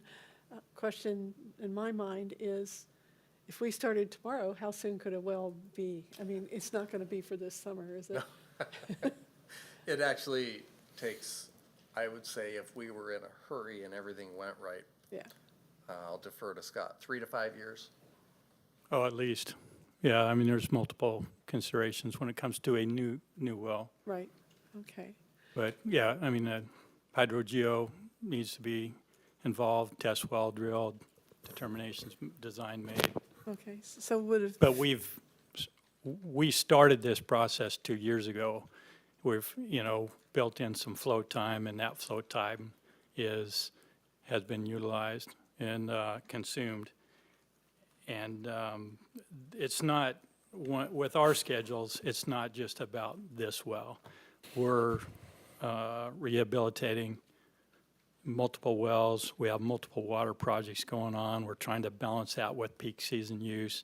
So there's a number of considerations in terms of the time. Councilmember Stedman.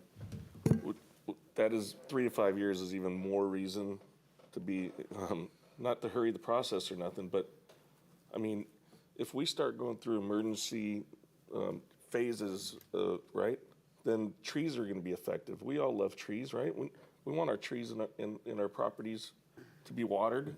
You can't do that when they're shut off, Yeah. This is not the time to be kicking it. I mean, again, I can't stress enough.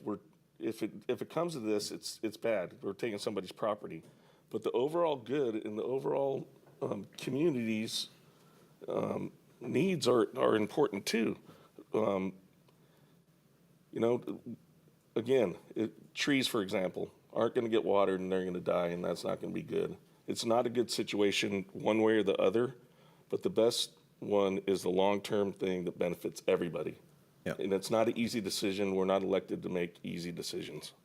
Agreed. We are not elected to make easy decisions. I just happen to be very protective of people and their properties, and I like to honor people's rights. And I'm not saying that we're not doing that. I promise you, I'm not saying that. I know we are the kind of city who follows the rules, the laws. We cross all the T's and dot all the I's. I've made sure of that myself multiple times. My only lack of support is that I don't have any evidence in front of me other than an ordinance, and so that is the only reason why I'm looking at this as if, hey, can we see some correspondence between these people? Can we take a look at this credit report or this appraisal report? And I understand that value is not the issue. But I don't know what the issue is on the other side of this from the property owner. That is my concern, is that I am hired to represent the people. And so I have yet to hear from the people. And so, but with that, I know that we have an agenda to get to tonight, and I don't want to. We've heard 6 different opinions here tonight, and more, and it has been moved and seconded. Do you have something, City Manager? Well, if you want to move to, I'll just add one little bit just to kind of to wrap up and reemphasize what Dave was talking about earlier in his presentation, that this action is to determine the public need and the benefit of this project and the need to move to the eminent domain action if so exists. Would not prevent us from continue those negotiations, continue those things in good faith, and if we're able to resolve those, would be able to come to mutual agreement, then those proceedings would stop accordingly. Also, just to remind council too, you talked about the appraisal values and all those different things. We legally cannot pay more than the appraised value unless there is some other competing evidence, like another appraisal that would provide a different opinion. And that's something too that could be done through this negotiations by the property owners. But again, we talk about negotiations, we are bound by, as a city or a public entity, by the appraised value that we have in that report. Thank you. So with that, it has been moved and seconded, and we have had what I consider to be a fairly robust discussion. Are we ready to vote? All those in favor, please say aye. Aye. All those opposed? Aye. Well, I'm saying nay, I guess. And with that, it looks like the ayes have it. That motion passes.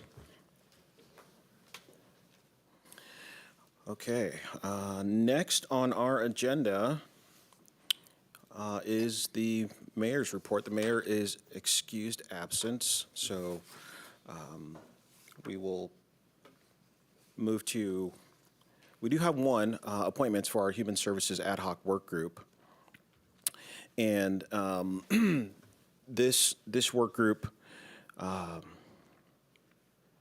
is something that we have been trying to put together, as we have our, well, I think the city manager would probably do a better job of describing what this work group is and does.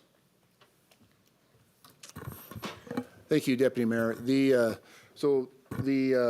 Human Service Ad Hoc Work Group is a newly formed group that will take a look at an application cycle that will begin later this year to dispense the human resources funds that are budgeted for 2024. And if council remembers, we took a new approach.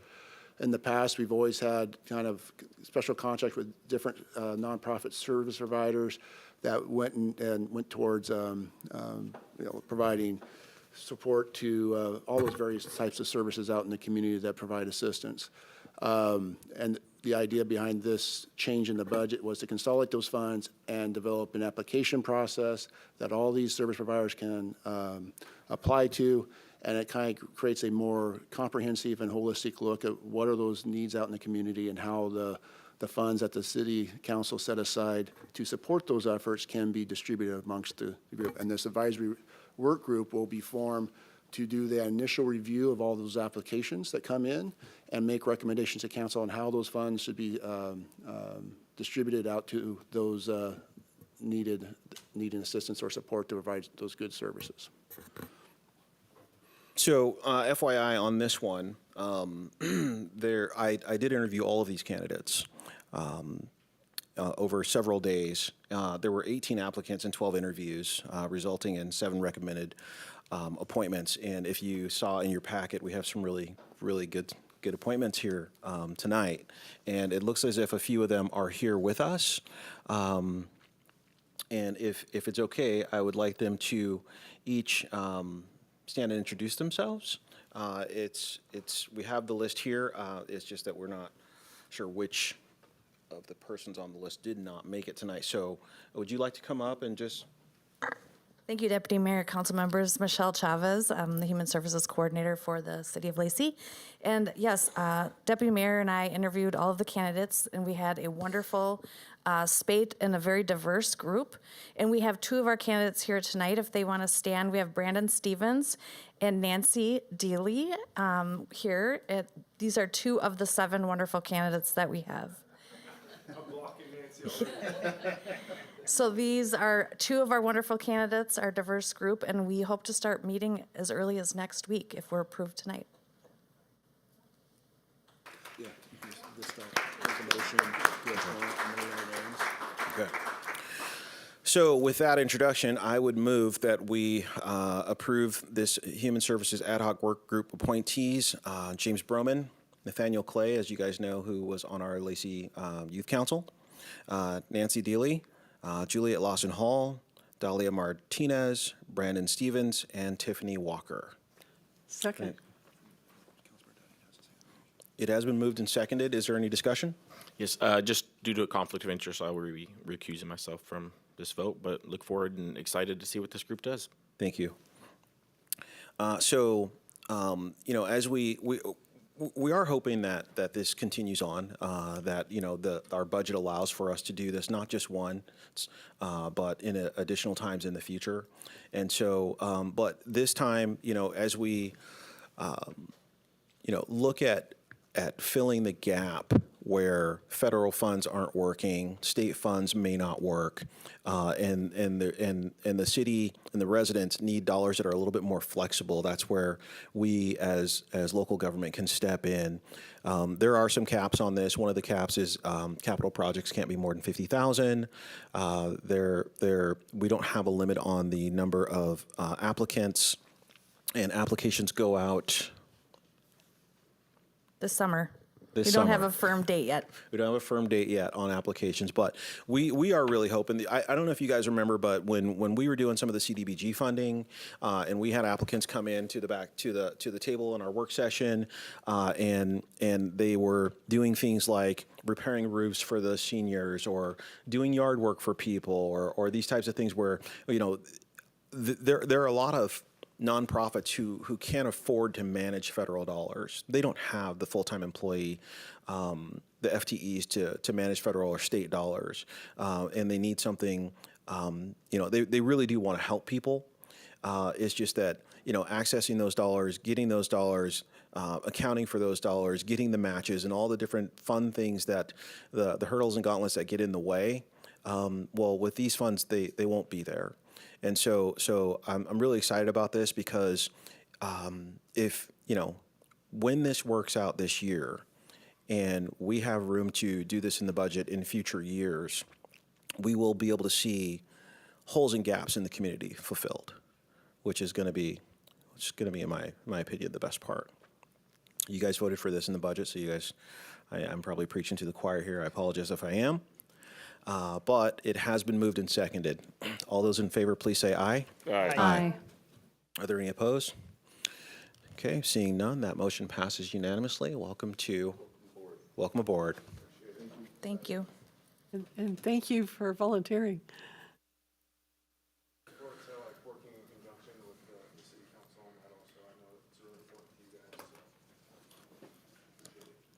Well, thank you guys for being here tonight. We really appreciate it. Okay, next on our agenda is the city manager's report.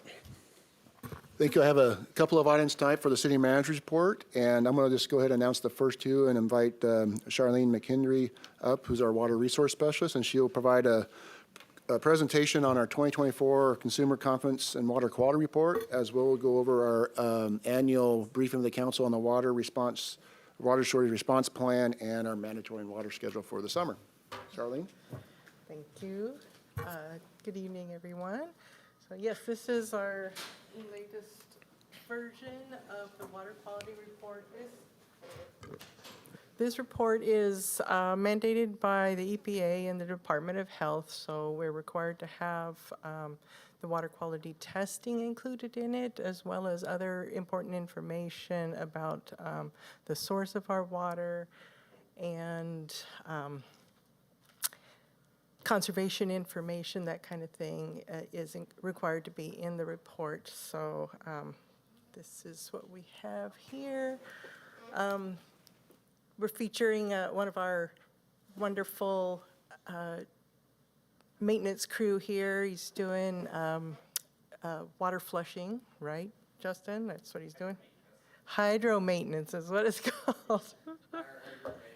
Yes.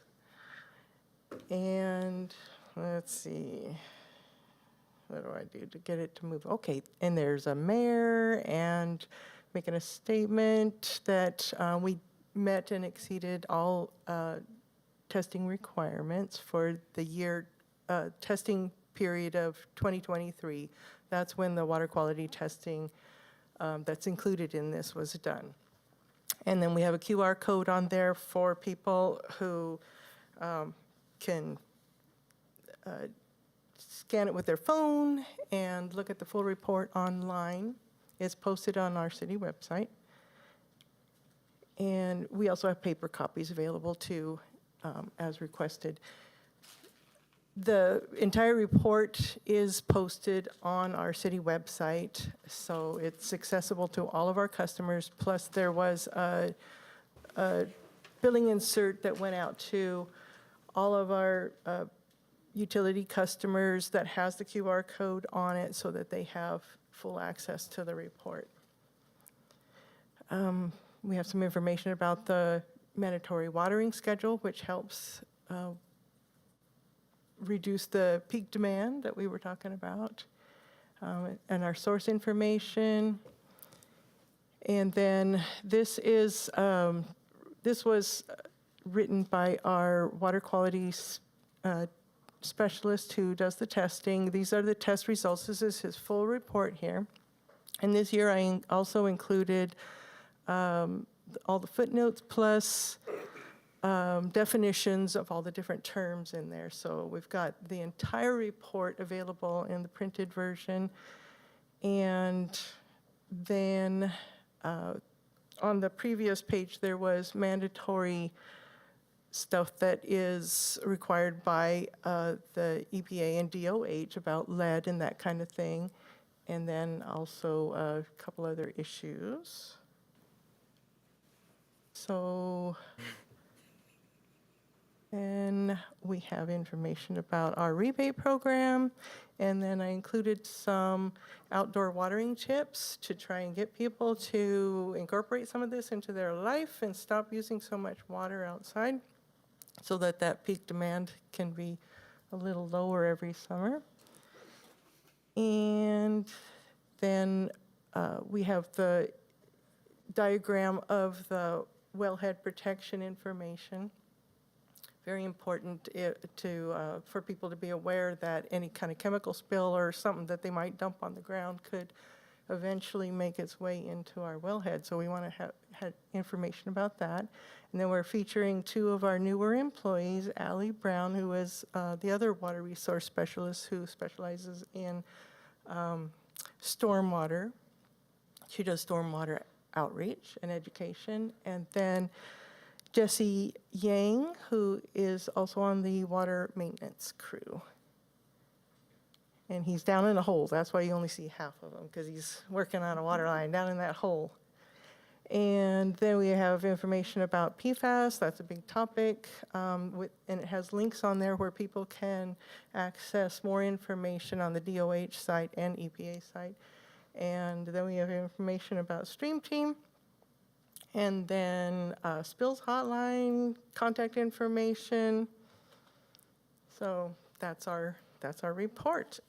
And I set copies of it over there on the table, so go ahead and grab one, everybody.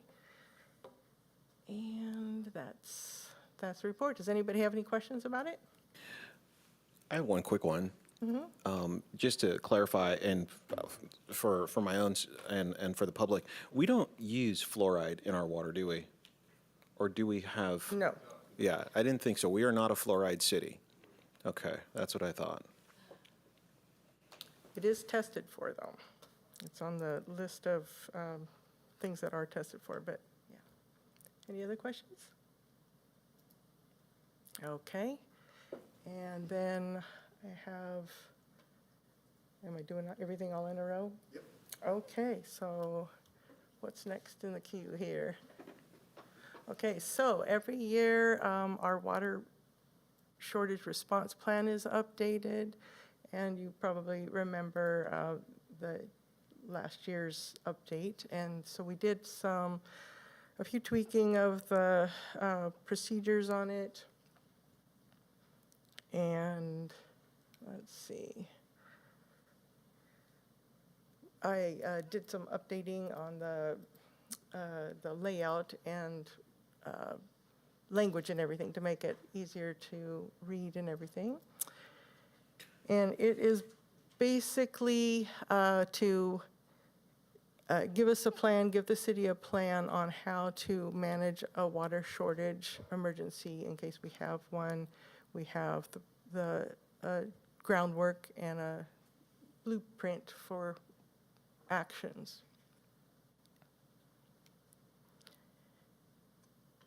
And our goals is to maintain public health and safety services, minimize the negative effect on public safety, and then minimize the adverse impacts of water restrictions that might occur to our citizens.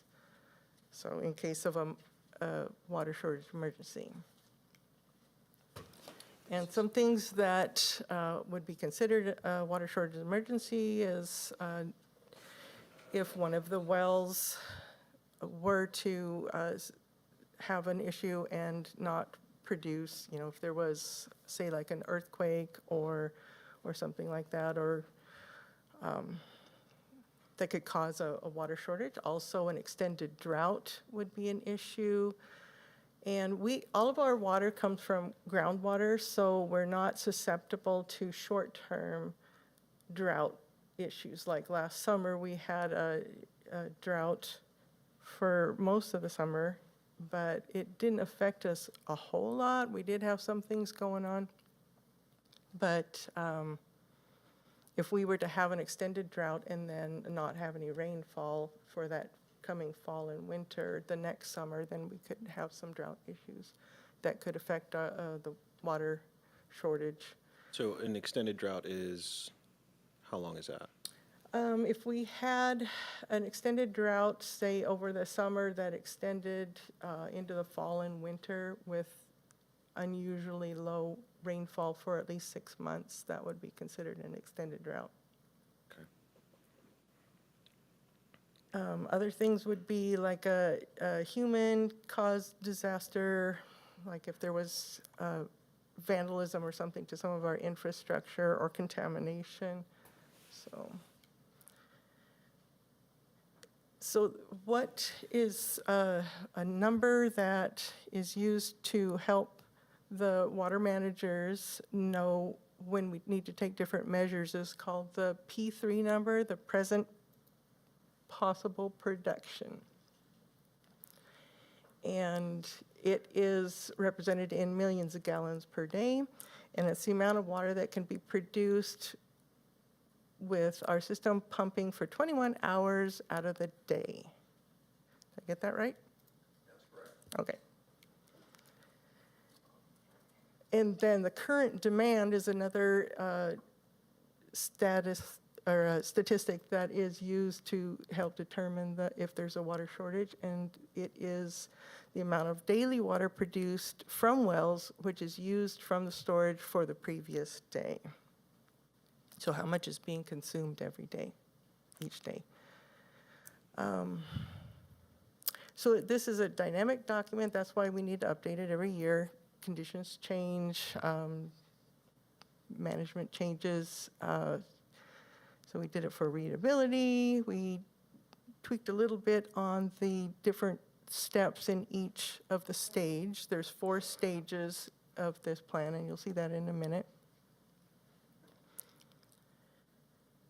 So right for this year, for 2024, the summer season of 2024, the P3 number is 19.53 million gallons per day. And the triggers for the different stages, there's 4 stages in the water shortage response plan. So the first stage is the advisory stage, and that we do that every year. It's the mandatory odd-even watering schedule, which is designed to reduce the peak demand every year by having people take turns when they're using outdoor watering to reduce that peak demand so that we don't hit the triggers for the other stages or help lower the probability of hitting other additional stages. So then stage 2 would be internal actions, and you can see that it's a percentage of the total P3 number that would trigger the stage 2, and that is something that doesn't affect the public directly. It is an internal thing, so they would cut back on irrigation in city parks on city property, and that's the internal action there. And then if we hit these other numbers for stage 3, 17.58 million gallons per day, which is 90% of the P3 number for 3 days in a row, then we take additional steps to reduce outdoor water usage.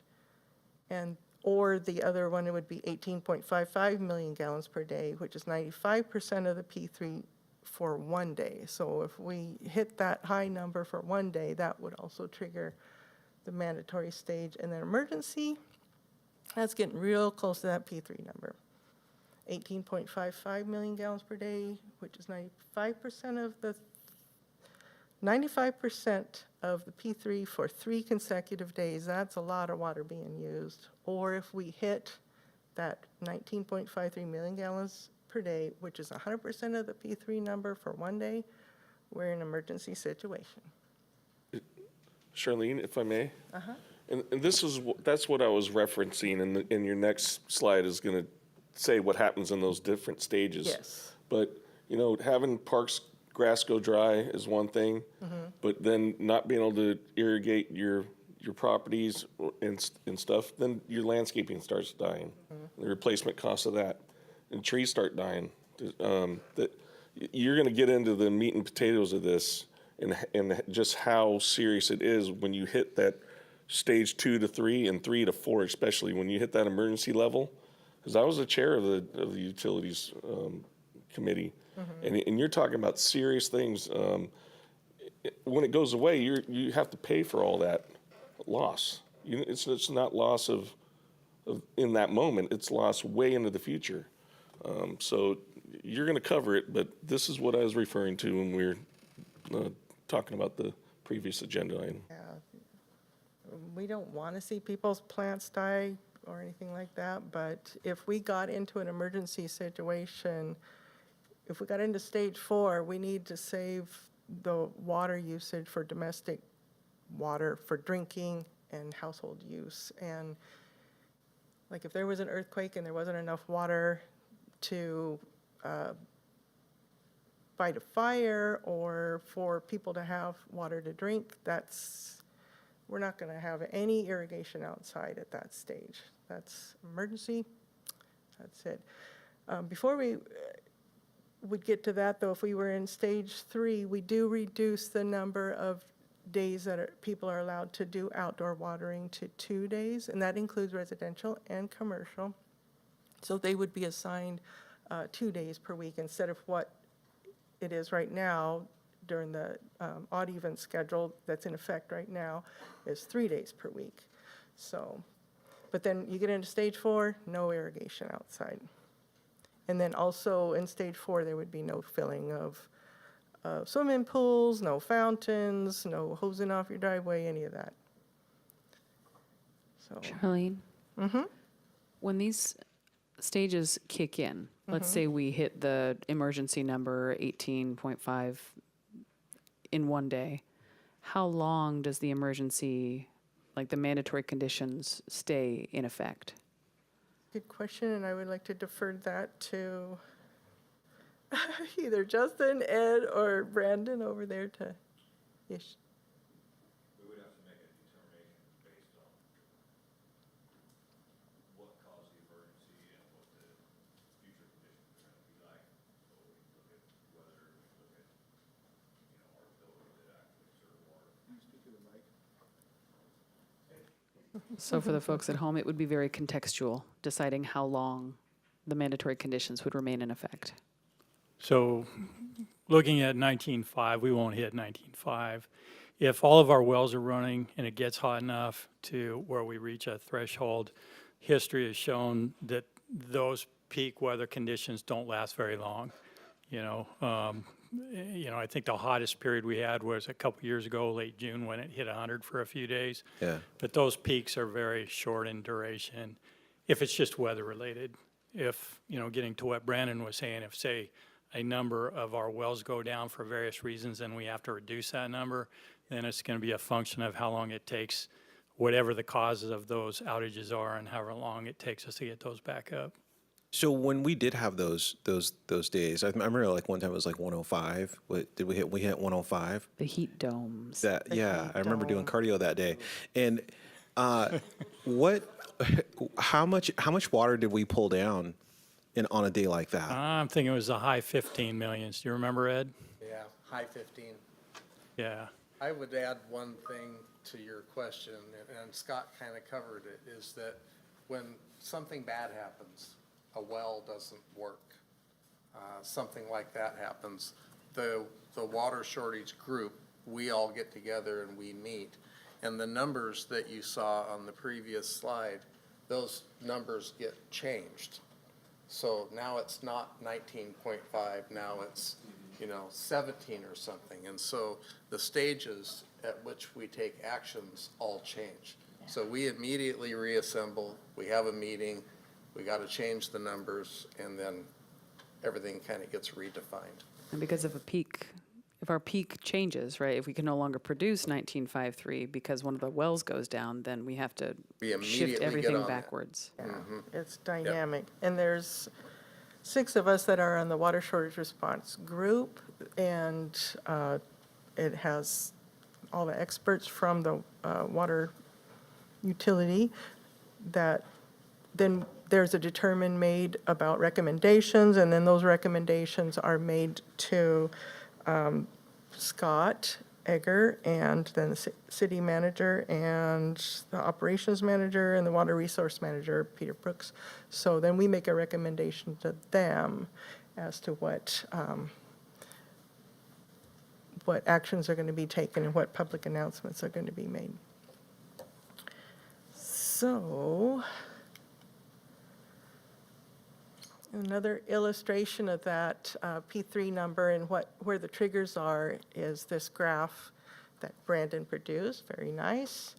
So you can see that red line at the top is the P3 number, and then there's this is the average production over the last 3 years. The brown line is the average one. So, and it's my understanding that the furthest we've ever been in the water shortage response plan, as far as stages, is stage 2.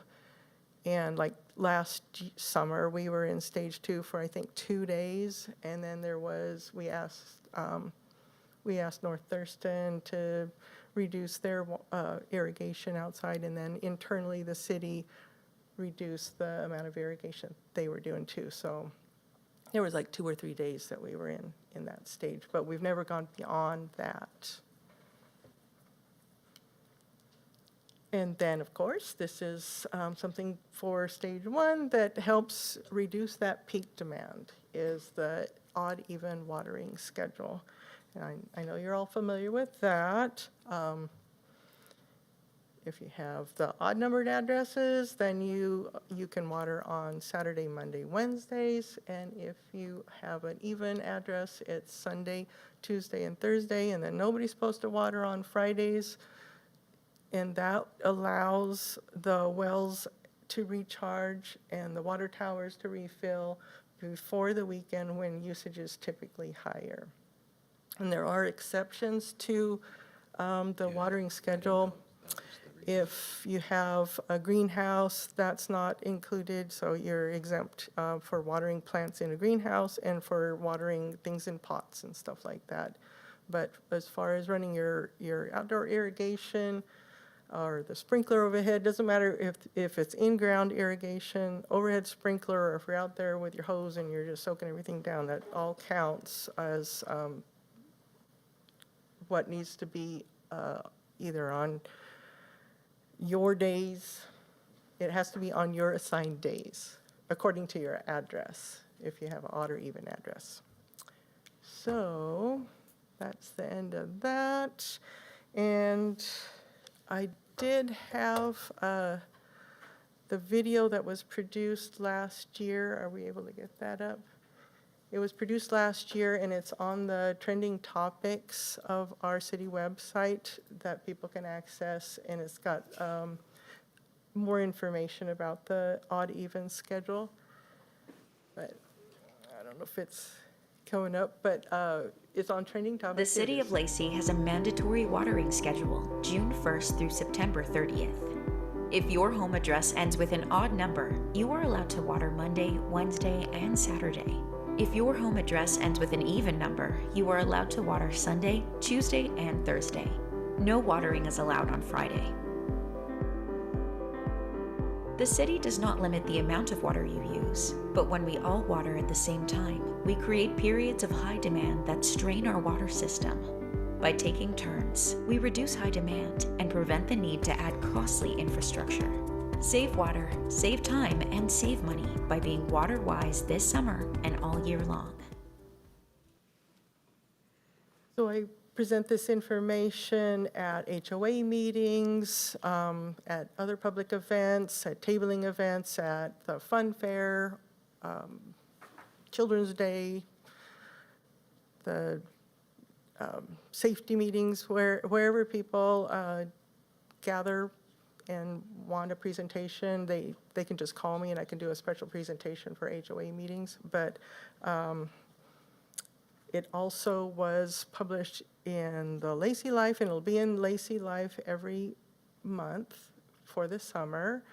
And then it's also on our Facebook page, our Instagram. We've got lots of information out there, and there was an article published in Jolt and Thurston Talks. So we're getting the word out there. Plus, we have the banner over College Street. You've probably seen that. Yeah, so we get the word out there about the odd even schedule to help reduce that peak demand. So do you have any questions about any of that? No? I was asking a water infiltration question about specifically about rooftops, since we've acquired so many new ones lately. Can you talk about that a little bit, like where our stormwater goes and how we recycle it or infiltrate it, or maybe Scott can talk about it? That is not in my realm. That would be a good question for Ally Brown. Okay. Or Scott, would you like to? So how we infiltrate stormwater? Please. Oh, that's an excellent question. And actually, the Department of Ecology is going to bless us with a whole new set of rules this summer on. But with that said, the goal is to go, from how we've always had these conventional stormwater ponds with newer construction, to try to make the infiltration as natural as possible, spread it out so it's more natural and not discharged and infiltrated in single spots, single areas. And I don't know if I'm answering your question or not, but as every new development, is whether it's commercial or residential,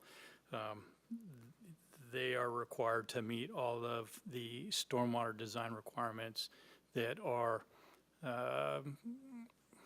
come down from the state, from the Department of Ecology to Lacey. And the goal being, depending on where it is and other factors, there may be more or less treatment required.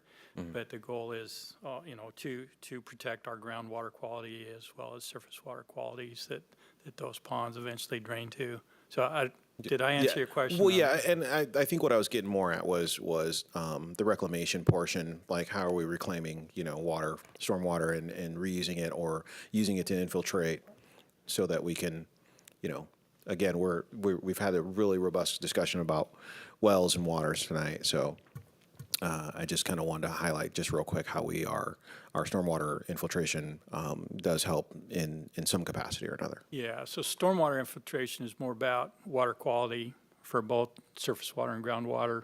Our wastewater, obviously we do have the reclaim treatment plant out here on Martin Way, as well as, downtown. The downtown, a lot of that is, goes out through the outfall, highly treated. And then also, here at Martin Way, the majority of that reclaimed water is sent to our Woodland Creek infiltration facility during a portion of the year, which helps us with our water rights mitigation. And then the remainder is sent out to lots infiltration facilities.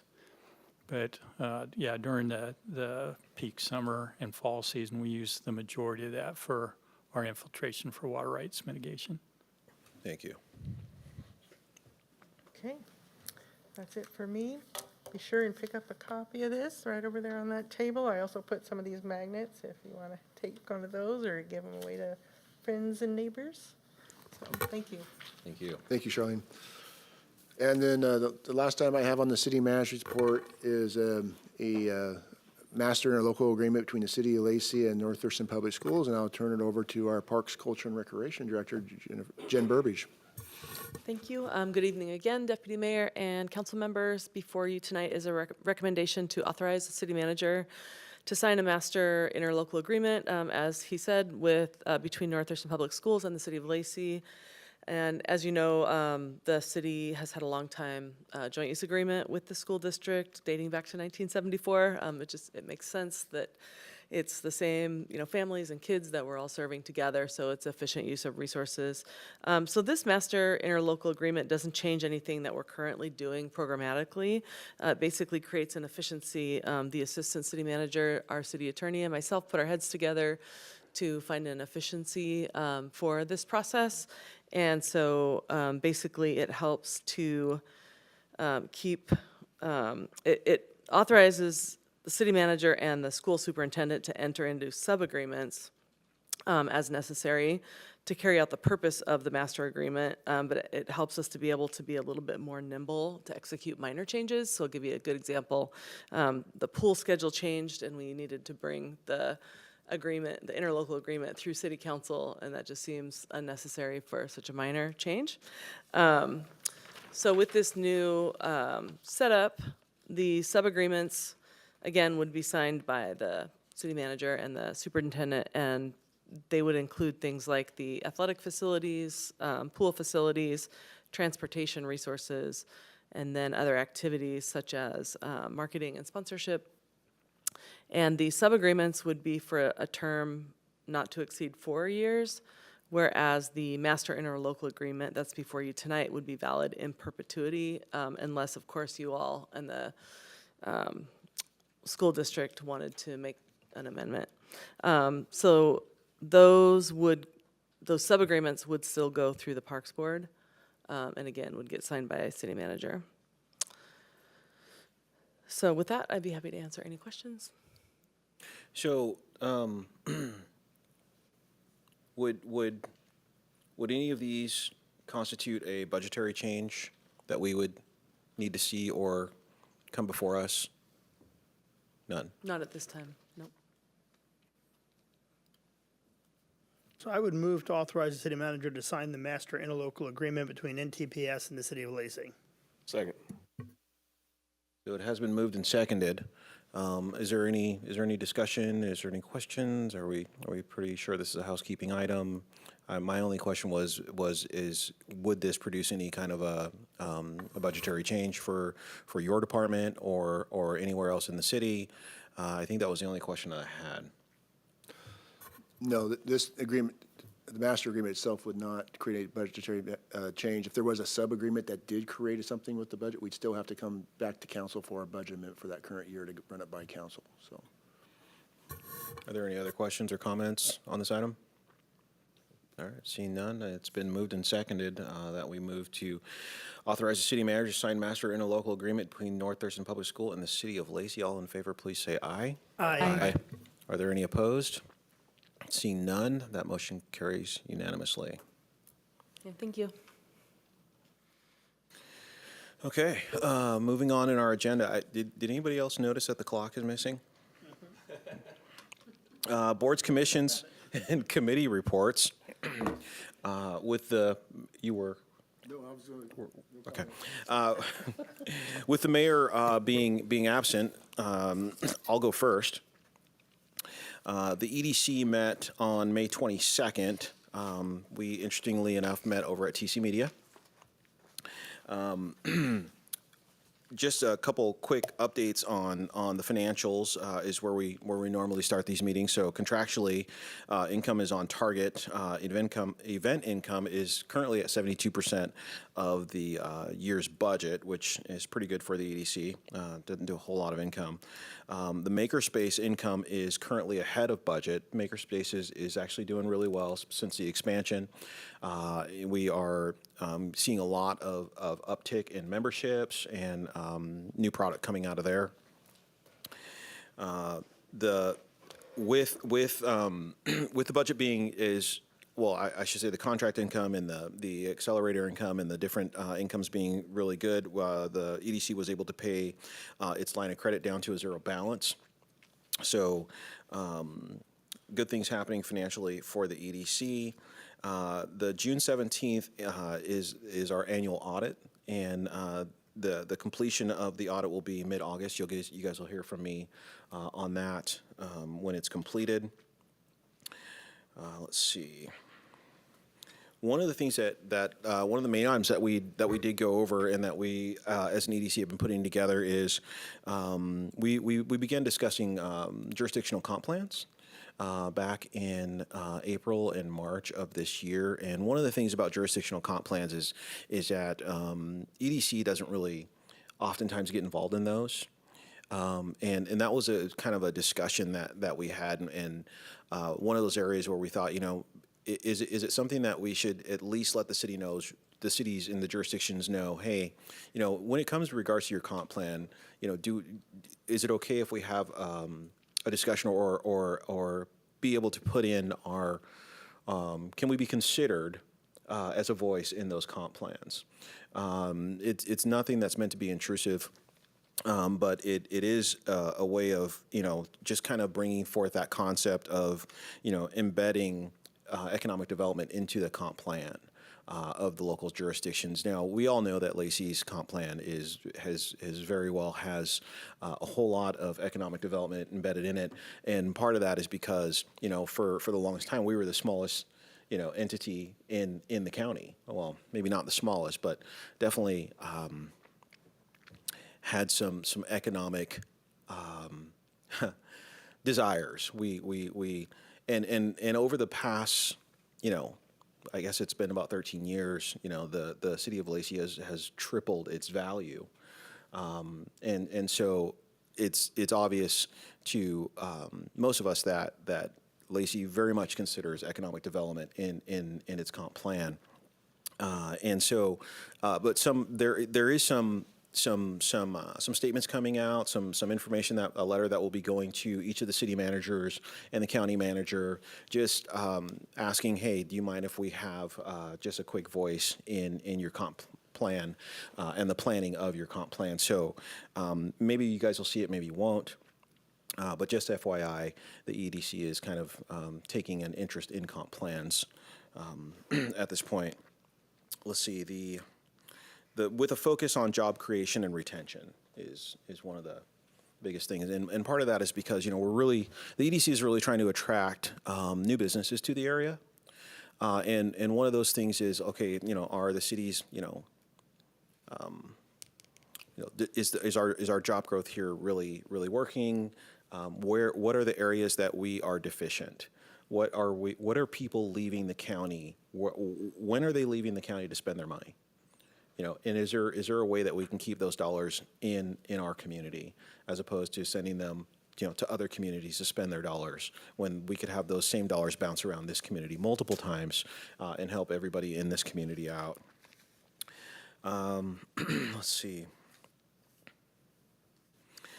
Oh, interesting statistic. Thurston County, with its 12,500 jobs, 85% of those are small business.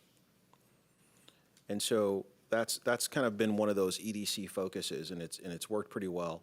And so a lot of times when we're thinking of attracting businesses here, small business works the best here. But can we get some medium-sized businesses here, and have that kind of success that Lacey's had with some of those medium-sized businesses and maybe larger businesses?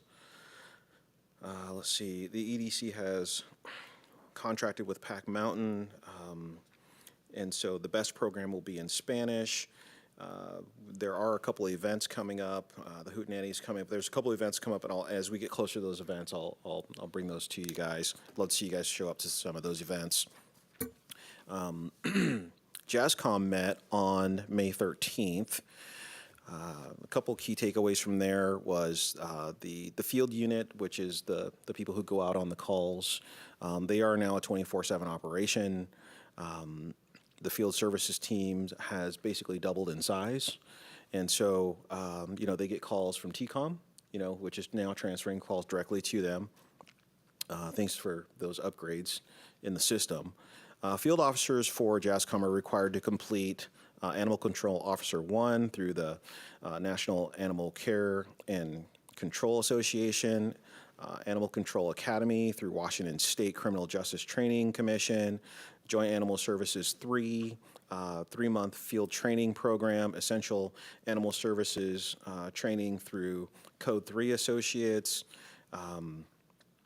So just to get one of these guys on the street, it doesn't take quite as long as it does for the chief to get somebody through an academy, but it was for the longest time taking about 6 months to get one of these people trained and get them ready to do the field work. Now that is being cut down to 3 months with the help of JASCOM.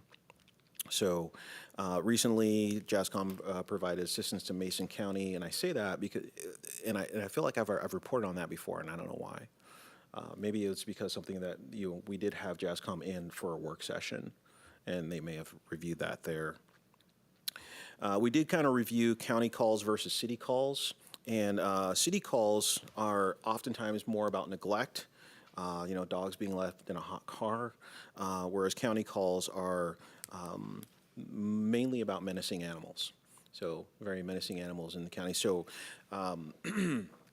one of the things that's happening in JASCOM is, kind of the assessment of, those county calls and how much are we doing in the county? Are we able to pick up more work in the county?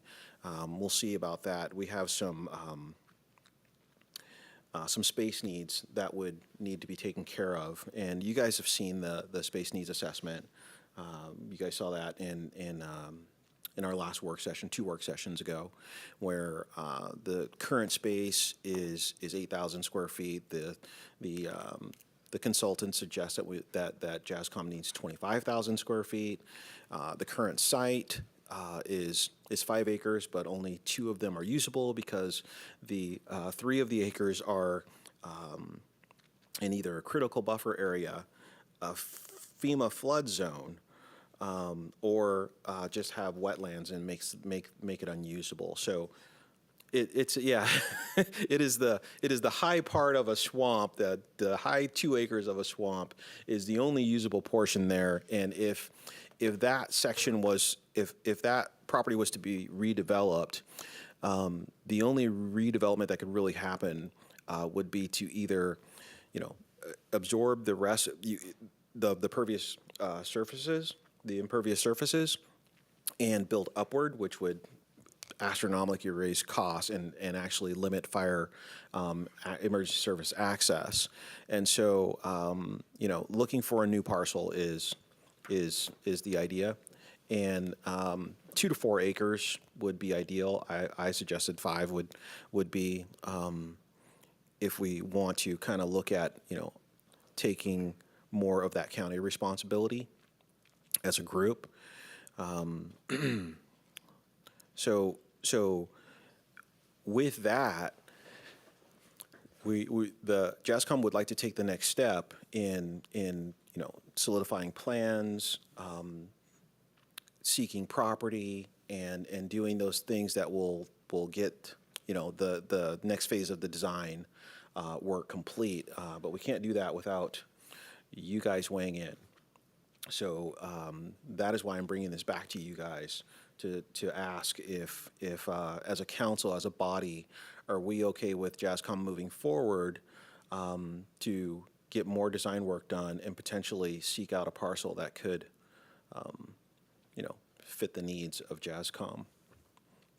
And so I'm here asking for that direction. Are you guys all okay with that? Okay, good. Because we actually canceled the June meeting so that I could bring this to you guys, and each person could bring it to their jurisdiction and then come back to JASCOM and let each of these jurisdictions weigh in. Councilmember Greenstein. So is there a financial ask? I mean, you're asking. Not at this time. Okay, so they're not looking, okay, so anything like that would come back before us. All you're looking for is the okay to start pursuing the options. That's correct, but if you remember in the financial director's last budget amendment, I believe there was a piece in there for $30,000 increase for JASCOM, and that is the only ask. Yeah. And there's some reserve dollars we're looking for this preliminary planning efforts. There's, and then the budget amendment also accounted for some of those dollars. And then ultimately, if there is a parcel section, there's going to have to be some discussions amongst the jurisdictions of how do you proportionally pay for that and move forward on a formal project. So it will come back when there gets to be that financial strategy starts to develop, and once we identify a site and what that cost will actually be. But kind of like we need to have this design work initially in order to know what the price, the problem we need to solve. Yep. Thank you. And so with the jurisdictions in agreement, we can, JASCOM can, start really looking at sites and really looking at what can fit on a site. Building up is just not an option, and that the site over there is just, would not be conducive to the needs analysis. And so in the director's report, Lacey TV 77 actually broadcasts from the kennels from 10 a.m. to 11 a.m., live streaming the kennels. So definitely wanted to give a shout out to the Lacey Tech team for getting that all set up, because without them it wouldn't be happening. So just another good use of our new broadcast. If I can interject, that's affectionately known as the kitty cam, so if you want to watch kittens. Yeah, Kitty Cam is live. The operating hours for Joint Animal Services has increased to 5:30. That was 4:30, and I think that was just, we wanted to, just make sure people get greater access. So now, Tuesday through Saturday, 9:30 a.m. to 5:30 p.m. And fundraising. I'm going to get you guys a final number later, but so far, JASCOM has raised, outside of their contractual agreements, an extra $30,000 just this year alone. But I think that number is a lot higher than that, because these were just things that happened in the last 30 days of this meeting. So some of the fundraising that they do really does help supplement a lot of the costs. And that is my report. Councilmember Greenside. I do not have a report this evening.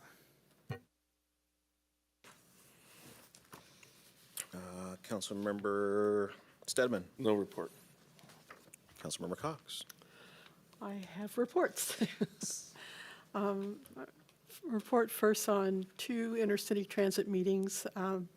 One is a regular meeting that was held on May 15th, and we held a retreat also in that vicinity. So at the May 15th meeting, we conducted a public hearing on the 2025-2028 Transportation Improvement Program. And we also conducted a hearing on the 2025-2029 Capital Improvement Plan.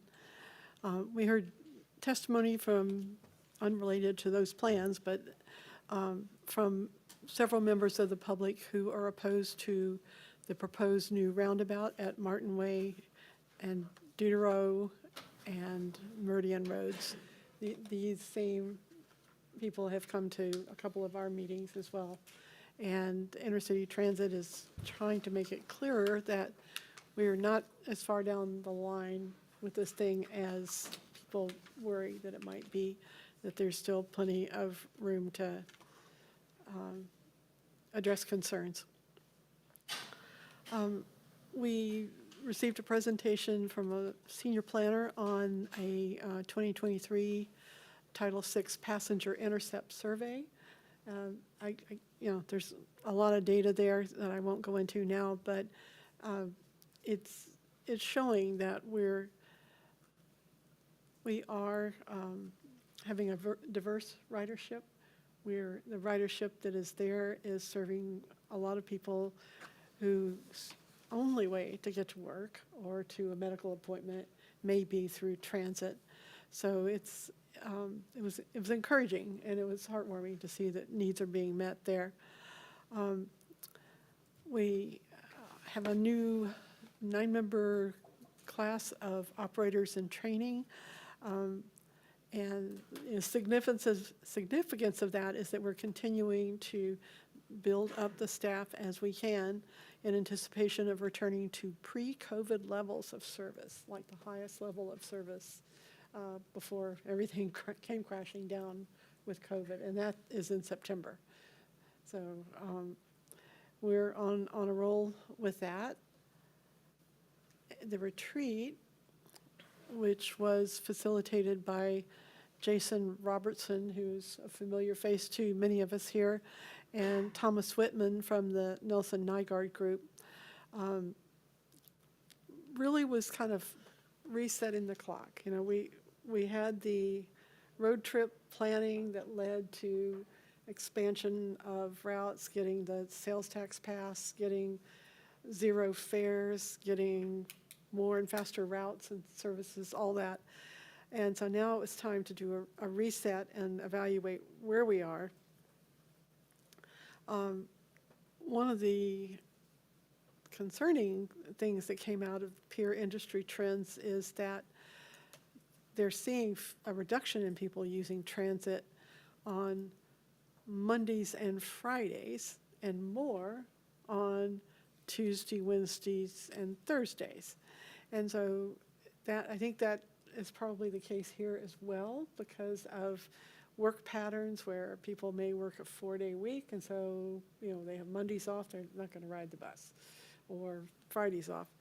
So the challenge here is to look at that and say, okay, how can we better manage our assets so that we, can increase service midweek and reduce service on the days when there isn't as much demand. So that's easier said than done, because you have to look at it with a focus on equity for those who do truly depend on transit, and we can't not be there for them if they need to go somewhere on a Monday or a Friday. So there's a lot there. Essentially, we came to a place with the retreat that we were on a good course. We had an unfortunate disruption with the pandemic, and we're serving our ridership well, and we will continue to evaluate routes and all that, and also continuing with the zero fare. I think we've got a couple more years of the pilot program, but if I had to look into a crystal ball and say, what's going to happen here, guys, I would say zero fare is here to stay. So there's that. Lot met on May 8th, and we received a presentation on proposed changes to Lot's public comment policy in light of recent Zoom bombing that we all know pretty well. The Lot board members were encouraging staff to be as permissive as possible, but the policy that's being proposed would limit speakers to commenting only on lot business or items on the agenda. So they couldn't come in and, talk about climate change or what have you, unless it was on the agenda. And it would allow the chair to just cut off speakers who violate guidelines. And the guidelines would prohibit things like making threats or promoting all forms of discrimination or using obscene language or hate language. It's a little looser than what we're doing here, but that was the proposal.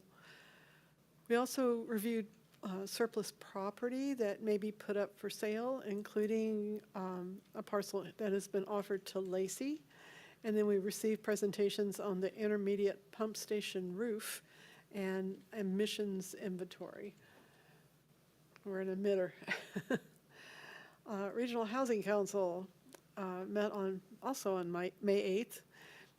We agreed to support Olympia's application for federal funding to establish a manufactured home park for low to moderate income residents. Olympia was scheduled to hold a public hearing on this tonight at their council meeting.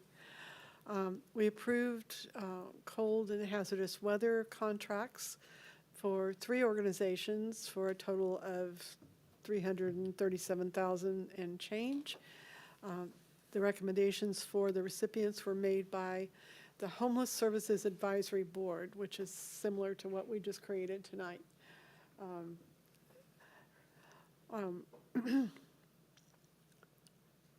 think that's about the end of that, and Climate Collaborative is meeting, I think, next week. So that's my report. Does ridership increase during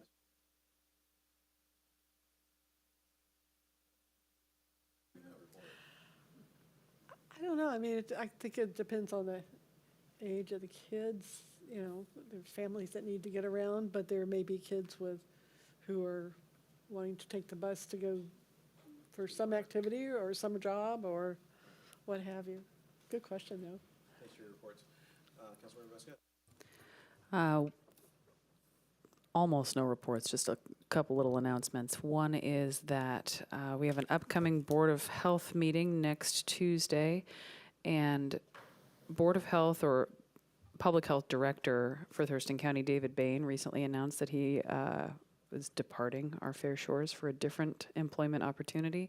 He's been with the county health department for about 18 months, but he has covered a lot of ground in that time. He's helped really transition the Board of Health with its new contingent of members, including members of the public and an expanded member group that includes our representation, and implemented a lot of foundational policy and sort of guidelines to put the Board of Health kind of in good stead moving forward. I'm aware that Jen Freiheit, who is currently the Assistant Public Health Director, is going to step in and be the interim lead while we search for a replacement for David. We wish him well. He's done a lot of good work in a very short time for the county. The other update is not really an update, but we have a Thurston Regional Planning Council meeting coming up this Friday.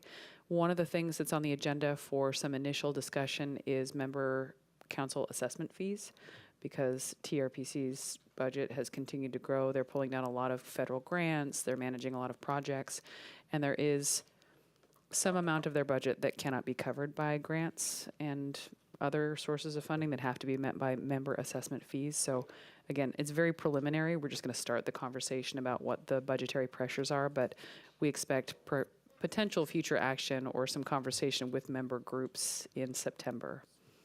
And that's my report. Thurston Thrives met on May 15th. It was an interesting, there was some briefings, but also a lot of discussion, which is really interesting. Two main things, they really talked about maternal health and mental health with youth. The maternal health one was a little bit more of a briefing.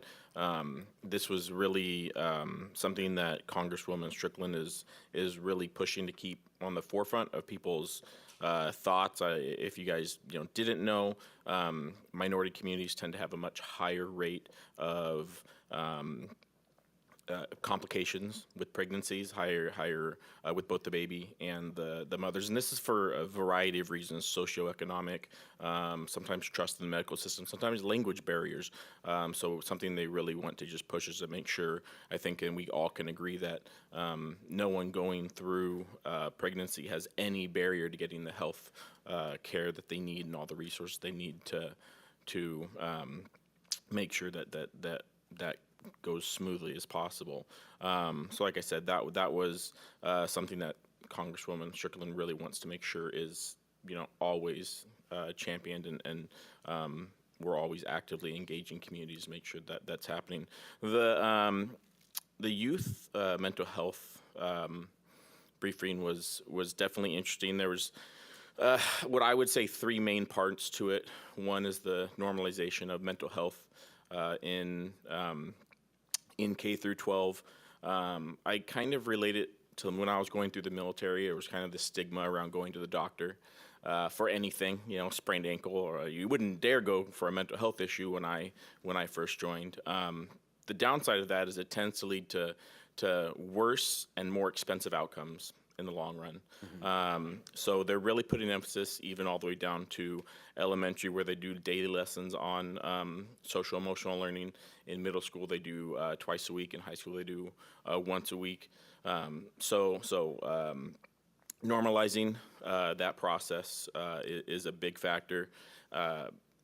One of the things that was really brought up during discussion was just how little we know about what's causing a lot of these issues, I think. And I spoke with a couple friends that are teachers outside of this after to kind of review some of this stuff. And even just in the past few years, the things that they're dealing with youth, especially in elementary school, have just dramatically increased and dramatically changed. So much of this is, social media algorithms promoting things, and going through COVID, and there's just so many factors that we really don't even know, what's causing all these issues. And so if we don't have a chance to talk about it and we don't have a chance to address it, it's only going to get worse as these kids get older. And then providing resources was really the second, making sure both in and out of schools that youth have resources to go to speak with. We had a few slides and presentations about the outcomes of students when there are resources available, and when they've gone through that. Dramatic decreases in self-harm, dramatic decreases in suicidal thoughts, increased attendance, increased participation. So obviously, the more that we can do and for these youth, the better outcomes that they're gonna have. And then the third part was crisis intervention. So when there are severe issues going on at home or with the students, and there's a process to go through that. To get to that process, there was 108 students last year that went through the True North Substance Abuse Program, 53 so far this year. And going through that program again has provided dramatic improvements on the outcomes of these students. But there's still a lot of challenges. I think the biggest thing that we kind of talked about is that there's a million different reasons for this stuff. And there's no simple or easy way to fix it. But the most important thing is that we don't ignore it, and we actually provide these services to the kids. We had a couple other members there. If there's anything that you guys really took from it, we also, it was a lot of info, a lot of talking, and we did separate group discussions. So. One of the things that really struck me, we had a presentation at that event from Leslie Van Leshout from North Thurston Public Schools, and she sort of championed the program to provide counseling and support for North Thurston kids. And one of the things that she shared with us is that funding for those positions to provide mental health counseling and psychologist access for our kids in our schools is not covered by general government funding through OSPI to local districts. So they're using local levy funds to support some of those positions because those FTEs are just not accounted for in like the statewide funding for schools. Mm-hmm. Even though she presented a lot of information that showed that when kids have access to a counselor or a psychologist or the help that they need, their outcomes improve dramatically, right? It makes a huge difference if they can get in to see somebody when they're having a crisis or even when they're not in a crisis and they just need to talk to somebody. So it's a state level issue, I think, that right now our state funding doesn't support the mental health access that our kids really need to stay healthy in school. So it's something that we should all be talking about, maybe working on in the future. And also, while we do better in Thurston County than most of the country, we actually are a little behind most other areas in the state of Washington. So this is definitely something that impacts Thurston County pretty heavily, and that we need to make sure stays addressed. So we're slightly behind on the mental health, kind of helping these people out with the counselors. Compared to the rest of the state. Okay. Still nationwide, and there's obviously a lot of reasons for the differences nationwide on which states take this stuff more seriously than others or put the funding behind it. But we do a good job, but we aren't doing as good a job compared to the rest of the state as we can be. Has a model been identified as to, there's these other places that are putting funding behind it? But they didn't go too much into that. Okay. Is that the end of your report? Mm-hmm. Okay. Councilmember Stedman. Before we adjourn, I just wanted to wish past council member Jeff Gadman a happy birthday. It's his birthday today. So, Jeff, happy birthday. And with that, it appears as though we have reached the end of our agenda. I first want to thank the council for good discussion. We always have it, and I enjoy the fact that we always have good discussion because it really helps us kind of really walk through the things that are put before us. So thank you all, staff included. You guys are always willing to jump in when we ask you to. So you want to go ahead? If I'm sorry, I don't mean to. Please go ahead. I want to mention too, tomorrow night, FC Olympia United soccer match. It's Lacey night, Lacey employees, and so invite everybody to go out and attend the match. It's at South Sound Stadium at North Thurston High School at 7 p.m. And you can either pay in advance or at the gate, and there will be 40% off for City of Lacey employees to access the game. So. And one last thing that I have before we go is, unfortunately, the city of Bucota lost their mayor yesterday, Rob Gordon, if you know. Rob was 42 years old, and he sadly passed away yesterday. So our thoughts and prayers definitely go out to the city of Bucota for losing their leader, and whatever we can do to help. That is all we have for this agenda, and without objection, I will call this meeting adjourned, and as always, you keep it classy, Lacey.